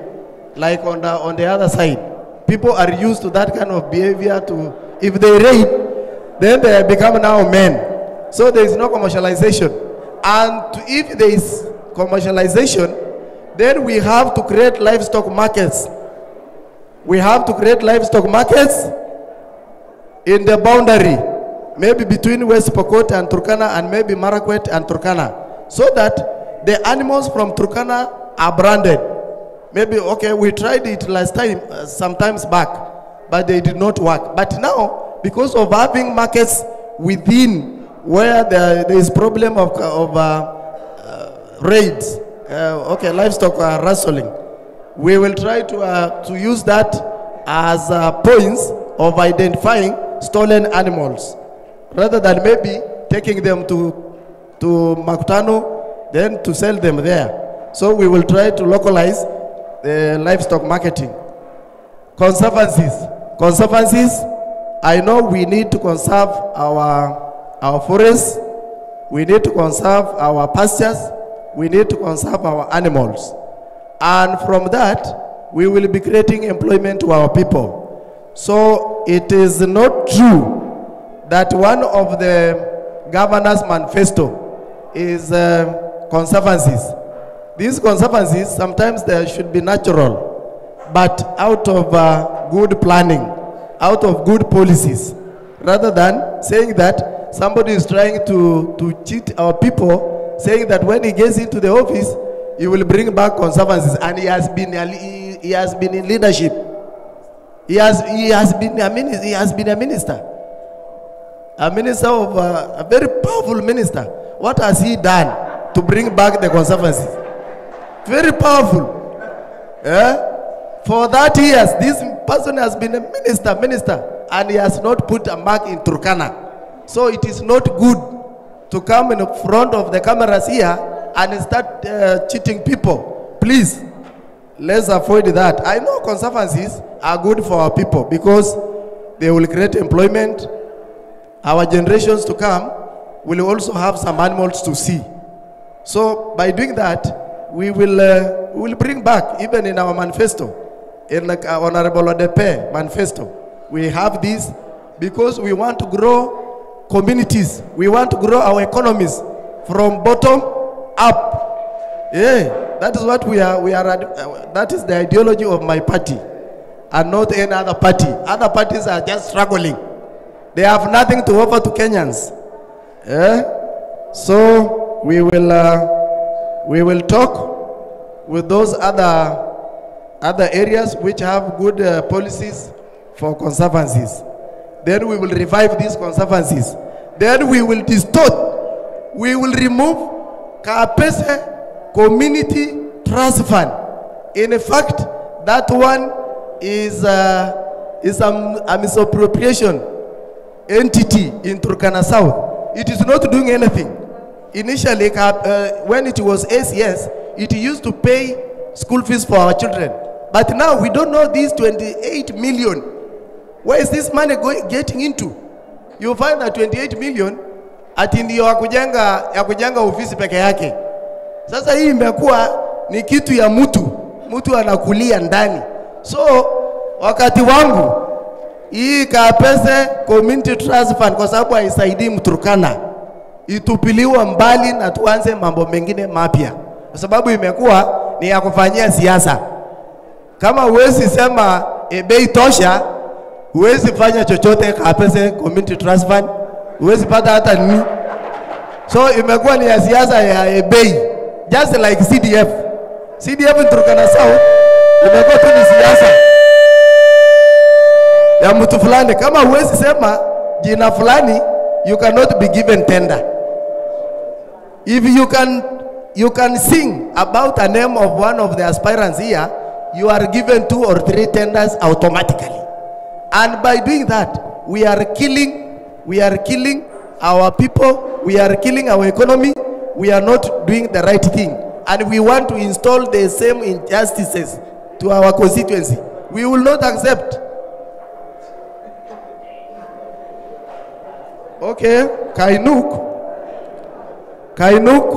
even ourselves, we have issues.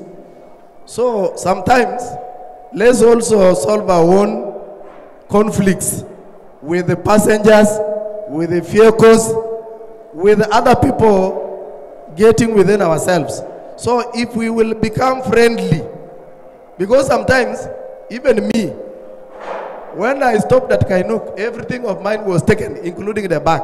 So maybe that's what is making people to run away from Kainuk. Can we create some peace between passengers and the people living within the town, so that when you leave your vehicle, it is not interfered with?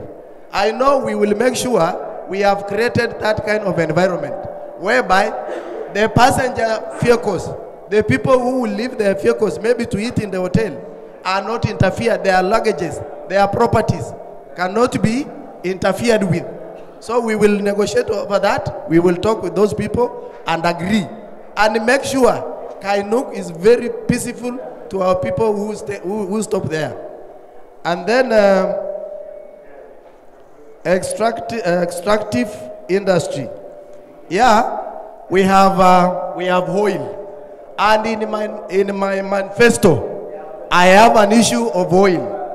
I know oil is we are now going under productive production phase of oil. I know we had a problem initially, but we solved that problem. I personally, I stopped transportation of oil from Kalemoro. We brought that oil back to Lokchar, thinking that the leadership in place will try to put participatory leadership, so that every Turkana was brought in board, so that we know what is happening in transportation of oil. But that was not taken seriously. The oil was taken, even when it was taken like that, up to now, the governor who is aspiring in one of these parties has never told us, who has been a minister in that ministry, petroleum and mining, has never reported to Turkana person what has happened to the oil that was transported from Lokchar to Nairobi through the overseas. So we have no end report. Just give me some 10 minutes, I finish. You want us to sleep here? We have no report. So during my time, when I will be a member of parliament, I know the government has given us our share, the 5%. So we will ask that 5% of the oil that has already been transported. Although we don't have a report, whether it has been sold, it has been destroyed, or it is still in the market, or it is still in the ship, we don't know. But during that time, during my time when I become a member of parliament, I will try to unfold those issues, because they are pending issues which need somebody who want to make sure every Turkana will at least get something small from the oil. Finally, so the 5%. Finally, the 10%. I know the MCS. I know we will talk with our MCS. I know the majority of MCS will be from UDA. That is what we believe, and that's what we know. So they will legislate over oil. They will put a legislation over oil, and we will distribute the oil prospects to our people into Nakad. Najua ile kitu wanasema Nakad. Up to now, the Jubilee government has not brought Nakad into cards. Instead, they are bringing G2 to our people.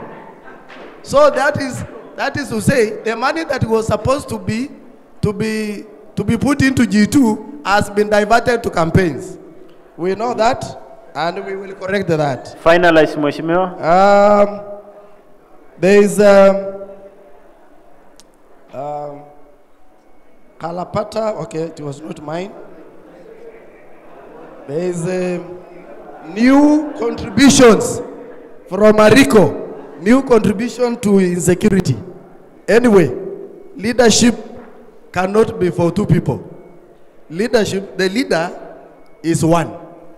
Others, ni watu tu ya watu ya mikono. So you cannot say, when Lomenen was a leader, a constituency manager, you expect me to do his roles. No, those were his roles at his time. You only tell us to do this and that. But during my time, we will negotiate for peace. We will bring our people together and we let them stay together.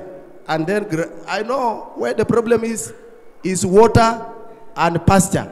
So we will try to have that kind of talk. We just use those pastures and water as Kenyans. We will not bring a lot of conflict over that. And if it fails, then we go to cultural ways of looking for security. There are cultural talks. We will go to our diviners, we will go to our rainmakers. They will advise us on what to do. That is my belief. Anyway, you know, people who go study in Norway, they go there for mental rehabilitation.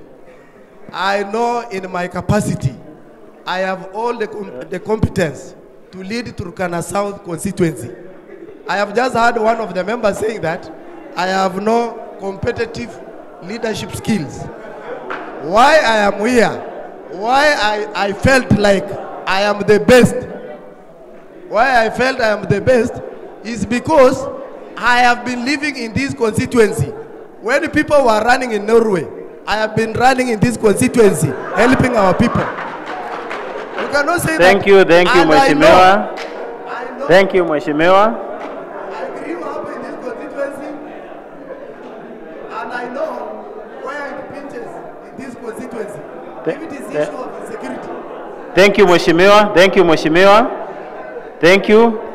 Let's proceed to Dr. Ariko. Let's proceed to Dr. Ariko. Please be brief, Dr. Ariko. I hope you will be brief. Do not repeat questions already handled by your colleagues. Why me? Okay, let me start somewhere. When you are not a leader, success is about growing self. Is that microphone audible?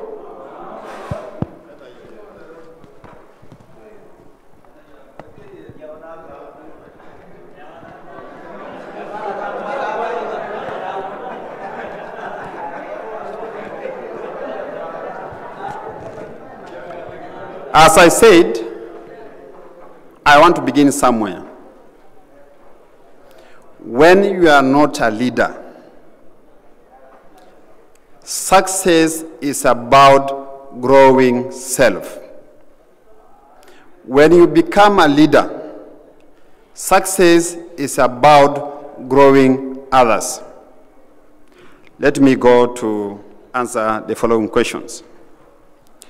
The issue of security, we can fumble or we can use security to earn votes or to look for votes.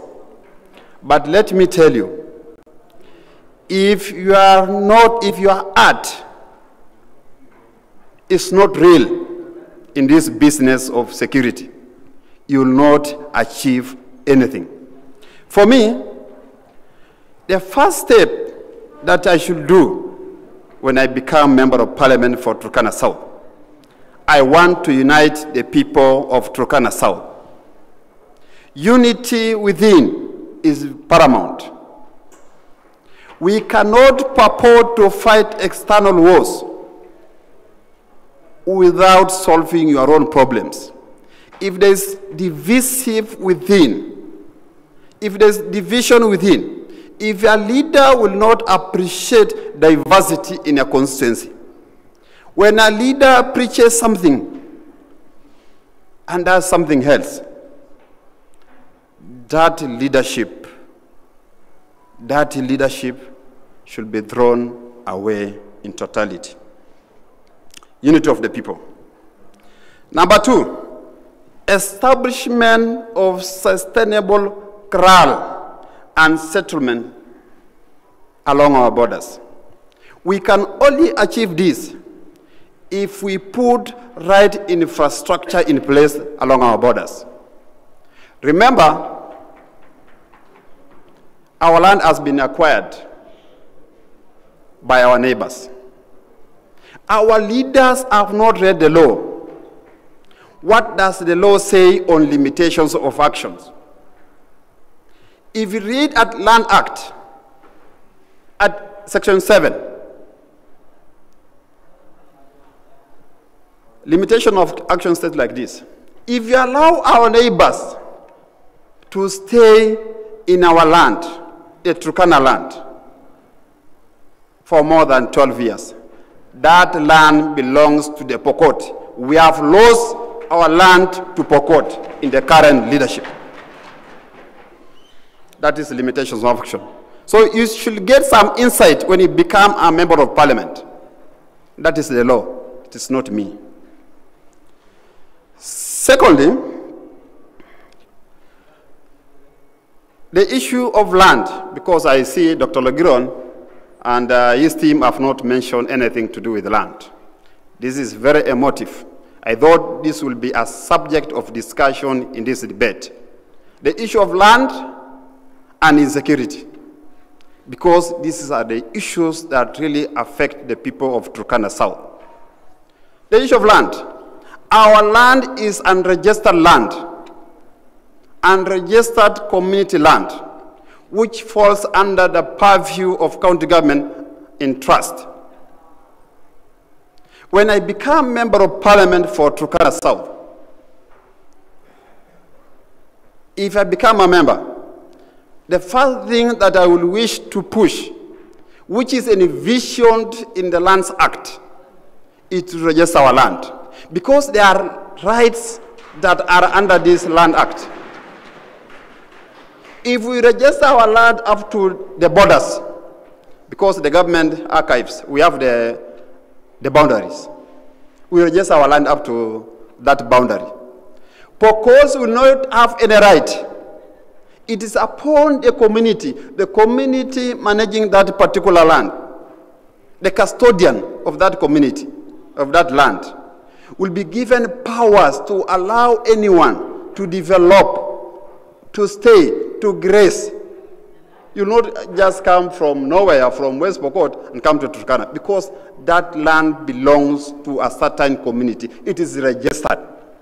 And that is the solution to our insecurity problems. We will know who has come to our land. Let's not beat the bush. Let's understand the law, because we are the representative of the community. Let's do civic education. It is our responsibility as professionals. It is the responsibility of the people of Turkana South, the residents of Turkana South, to do civic education to self. It is not the responsibility of the leaders only. The responsibility of conflict, the person who has been given the powers to negotiate on behalf of the community is the member of parliament in any conflict. So he has to negotiate because he's a representative of the people. Going to the issue of tenders, the law is very clear. The Public Procurement and Asset Disposal Act is very clear. But if the CDF, the current CDF and its management are not following the law, I don't know what is happening. In the county government of Turkana, the law is followed. If you go to the budget itself, it is classified. This item is for this group. It is very clear. You cannot do, what do you call? I will remember that. So I've answered the issue of land by Patrick, that is Peto. I've answered the issue of land, the issue of encroachment. The land has been lost, let me tell you. The infrastructure that West Pokot has put within our land, that demonstrates that we have given out the land. Because those are permanent structures. They have overstayed there for more than 15, 20 years. And you are in leadership. Answering to the question by Amos, on my philanthropy, the fund that I established to take the children of Turkana South to school. The selection of the students to be sponsored. The best performing students in each ward, that was the criteria, the best performing student in each ward. And the committee, the chairman of the committee is Malim Lowoi. So everything lies with Lowoi. I don't know the parents, I know only the kids. I don't want to answer the issue of commercialized business of cattle rustling. Akwarat was in a better position of answering that. The issue of conservancies. I had a call at, Honorable Philip. Honorable Philip was saying Munyes is coming to do what? Surely speaking, His Excellency, Honorable Munyes, was a CS for petroleum and mining, responsible for the ministry in charge of petroleum. Talo was under Munyes. The reason as to why conservancies were removed from the initial operation was because of funding. Munyes was in a position of asking Talo to give funds or to finance conservancies. Where was he? He didn't do anything. So there is nothing that is coming to do or to implement under conservancies. His Excellency Governor Josephat Kolinano did his level best to incorporate or to bring the management of conservancies, specifically the staff, the rangers. The county government of Turkana employed the rangers. It took so long to implement that agreement, but when I was posted to the Ministry of Tourism and Natural Resources, it took me 1 week to produce the letters for those rangers. Is it true or false? The members of the public will tell you that. Under my leadership, if God wishes, under my leadership, the conservancies will be supported by Turkana County Government as well as the original financiers. Because the importance of these conservancies is this. Conservancies integrate lives, integrate wildlife and human beings. That is the integration that we are going to achieve out of implementing conservancies in our area. The issue of infrastructure. If you go to Samburu, where conservancies have been implemented, there are a lot of infrastructure, the roads, the dams are there. So when we implement conservancies here in Turkana, specifically Turkana South and Turkana East, we'll be able to secure our wildlife, our natural resources, also our waters. Tourism are one of the opportunities that will accrue out of conservancies. Our Turkana South Reserve, that's the only reserve we depend on. It has not been exploited. Mheshimiwa, can we conclude? Please, don't call us to this discussion when you give one candidate 2 hours to present his intent. We are not lesser lesser candidates. We are not lesser candidates. You had fewer questions. Yeah, fewer. I have so many questions. Many questions. Or I can list all of them. So, I've been disrupted. I can even stop there.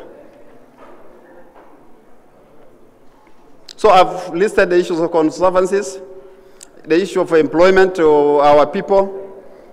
I want to rest there. Then let me handle the issues of, there was issue of teenage pregnancies. The Turkana people, you have lost touch with your kids. You have lost touch. It is the responsibility of us to take care of our kids. Where are you? Why are you? Where are you? Vicky, where are you to report those cases? Where are you? Which case have you reported? Are you going to accuse the leaders because of certain teenage getting pregnant? No, it's our responsibility of all of us to take care of our kids. It does not rest only on leadership.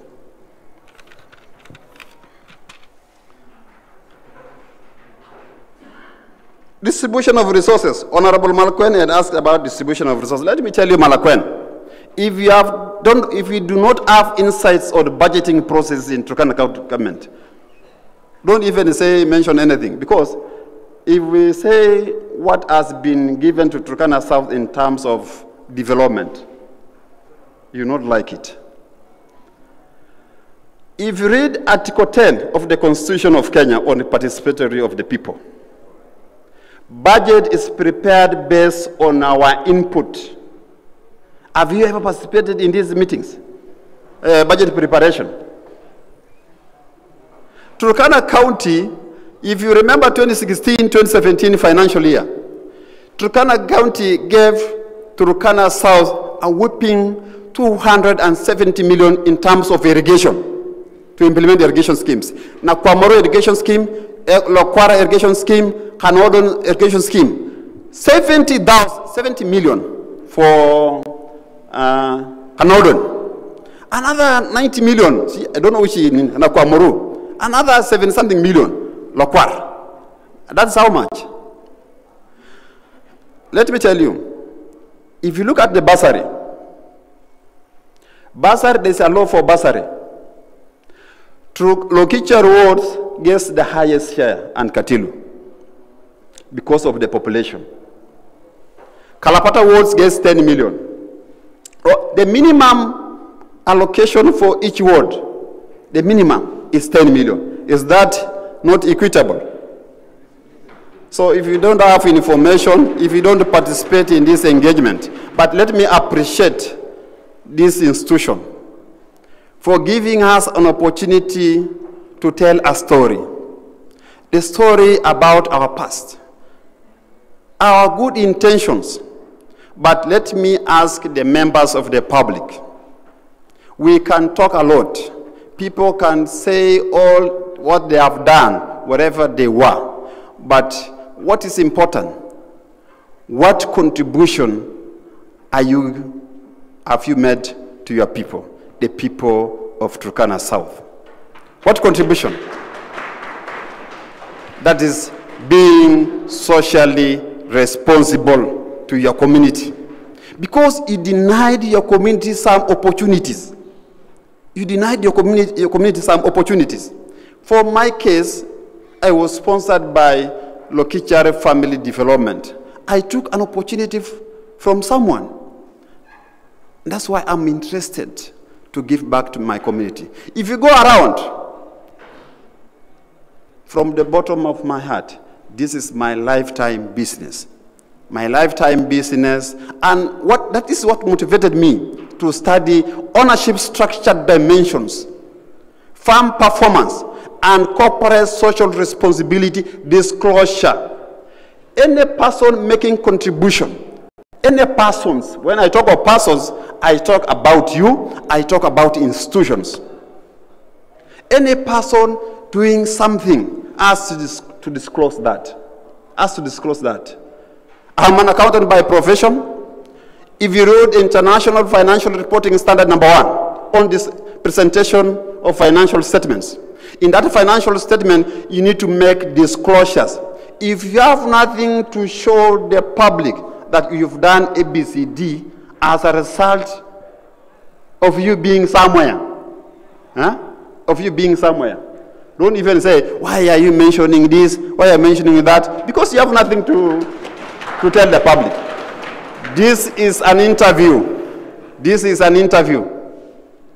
In an interview, you demonstrate your experience on this position. The position to manage, to represent the people of Turkana South.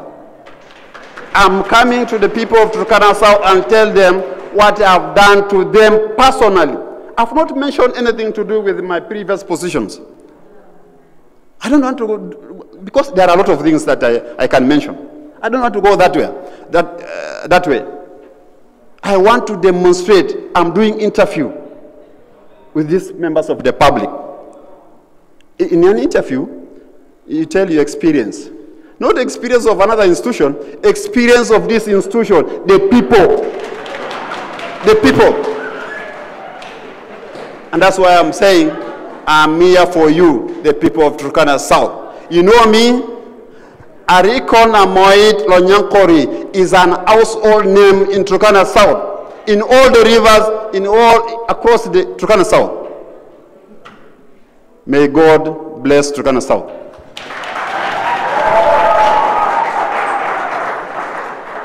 Thank you so much. Asanteni sana wagombea wa kiti cha ubunge cha Turkana Kusini. Thank you for coming for this debate. Yeah, we need the parting shots and then we close. But thank you for coming.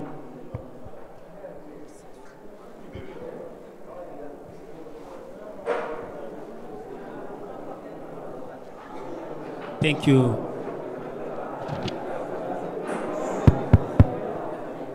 Okay, Teresa and Dr. Ogiron, Chocha TV. I thought the ground rules were very, very clear, loud and clear. I think you need to moderate so that we stick to the ground rules. Name calling, naming and shaming is not in the modern world. In the modern world and in leadership, you name and encourage. That is the current leadership. Number 2, exercise emotional intelligence. You should never be worked up at all, when you're in a leadership position, because it's very important that you're able to accommodate all views. But I wanted to add a few things. As I close, I will take only 1 minute. Order kidogo. Okay. Mheshimiwa, let's just have the parting shot. If it is part of the parting shots, let's go on. It is part of the parting shots. Okay. I think on matters that's touching on Honorable C.S. Muñez, there is a debate for the governor's candidates that is upcoming. Yes. So let us reserve those questions for Governor Muñez when he comes. Number 2, I think we need to focus on what we call building to last. Building to last. And when we talk of building to last, we need to strengthen our institutions to deliver better services for our people. That is very important. And I think the other critical issue around our policies, because government and members of National Assembly is about legislation, is unpacking or amending the livestock insurance policy to also include the livestock. Lastly, for purposes of the public, there's a sharp rise in HIV prevalence. When we talk of the teenage pregnancies, I think the other critical element for us is to do elimination of mother-to-child transmission.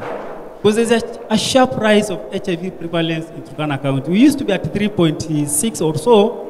Now we are at 6.8%. And the national average is 4.9%. So our teenagers, our adolescent girls and boys are extremely vulnerable. So I want to appeal to the Turkana South population and the Turkana County at large. Because when you are a leader of Turkana South, in equal measure, you are a leader of Turkana County. We have leaders here who have been tried and tested elsewhere with the leadership and managerial skills. And some of us have shared what we have done in the various positions we were. We don't erode the dignity of the people we support. We protect and uphold the dignity of the society and the people we support. That is very important. Turkana South has a huge potential to transform the food security agenda of Turkana County. And because of the extractives and the opportunities around there, we have a huge opportunity to transform the livelihoods of our people and the welfare of our people. Mheshimiwa, your time is over. So, thank you so much. I'm closing. So, I offer my candidature to you. May God bless Turkana South. May God bless Turkana. Thank you, thank you. Mheshimiwa Peter Kitela. Thank you, Kashila. First of all, I would like to thank Chocha Mtaani, Dr. Logiron, Kachila, audience, my opponents for today's debate. Mine is just to tell the people of Turkana South that you need to make sure that when you are coming to get your leader, get the right leader that will be able to transform the socio-economic and political empowerment of the people of Turkana South that will be felt in action. And with that few remarks, I would like to say, may the Lord grant the people of the Turkana South the pleasure to get the right leader that will become Member of Parliament for Turkana South come 9th August 2022. Thank you. Thank you so much. Next, yes, your parting shot. Okay. Thank you, the team. For the audience, Akwalata Lopeyok is requesting you, if you come from Turkana South, to support me, to elect me as a member of National Assembly on the 9th August for me to achieve the 5 agendas. That is 1, security, 2, food security, 3, education, 4, agriculture. We will have more on agriculture. Then 5, youth and women empowerment. Last but not least, oil and other minerals. Thank you so much. Thank you. Dr. Rico, you can close with the parting shot. I want to request and ask the voters of Turkana, the voters of Turkana South, vote for ODM Chungwa. Chungwa is the constitution of Kenya 2010. Chunga is devolution.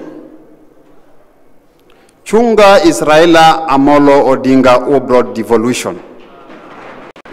Chungwa is Jeremiah Lomorkai Napotkan, a fearless man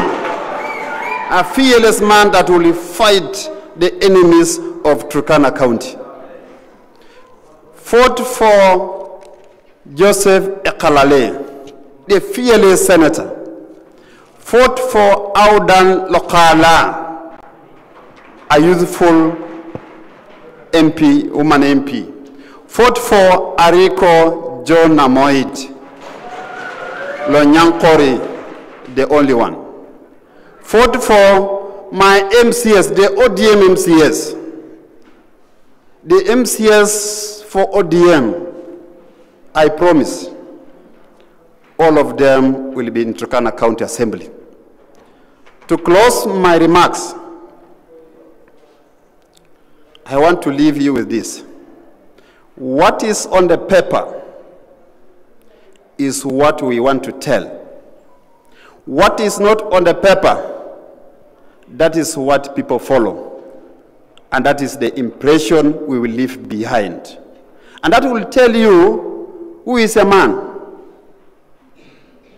Thank you, Chacha TV. Thank you, Dr. Logiron. And all the other members of the public. I say thank you. Fought for Ariko, fought for unity of Turkana South. Thank you so much. We'd just like to thank you for honoring to come to this debate. Just to remind members of the gallery that on 23rd, we'll have the senators' debate. And then on 30th, it will be the deputy governor's debate. And the governor's debate will be on 31st. Just to appreciate Dr. Ariko for representing the Turkana culture so well.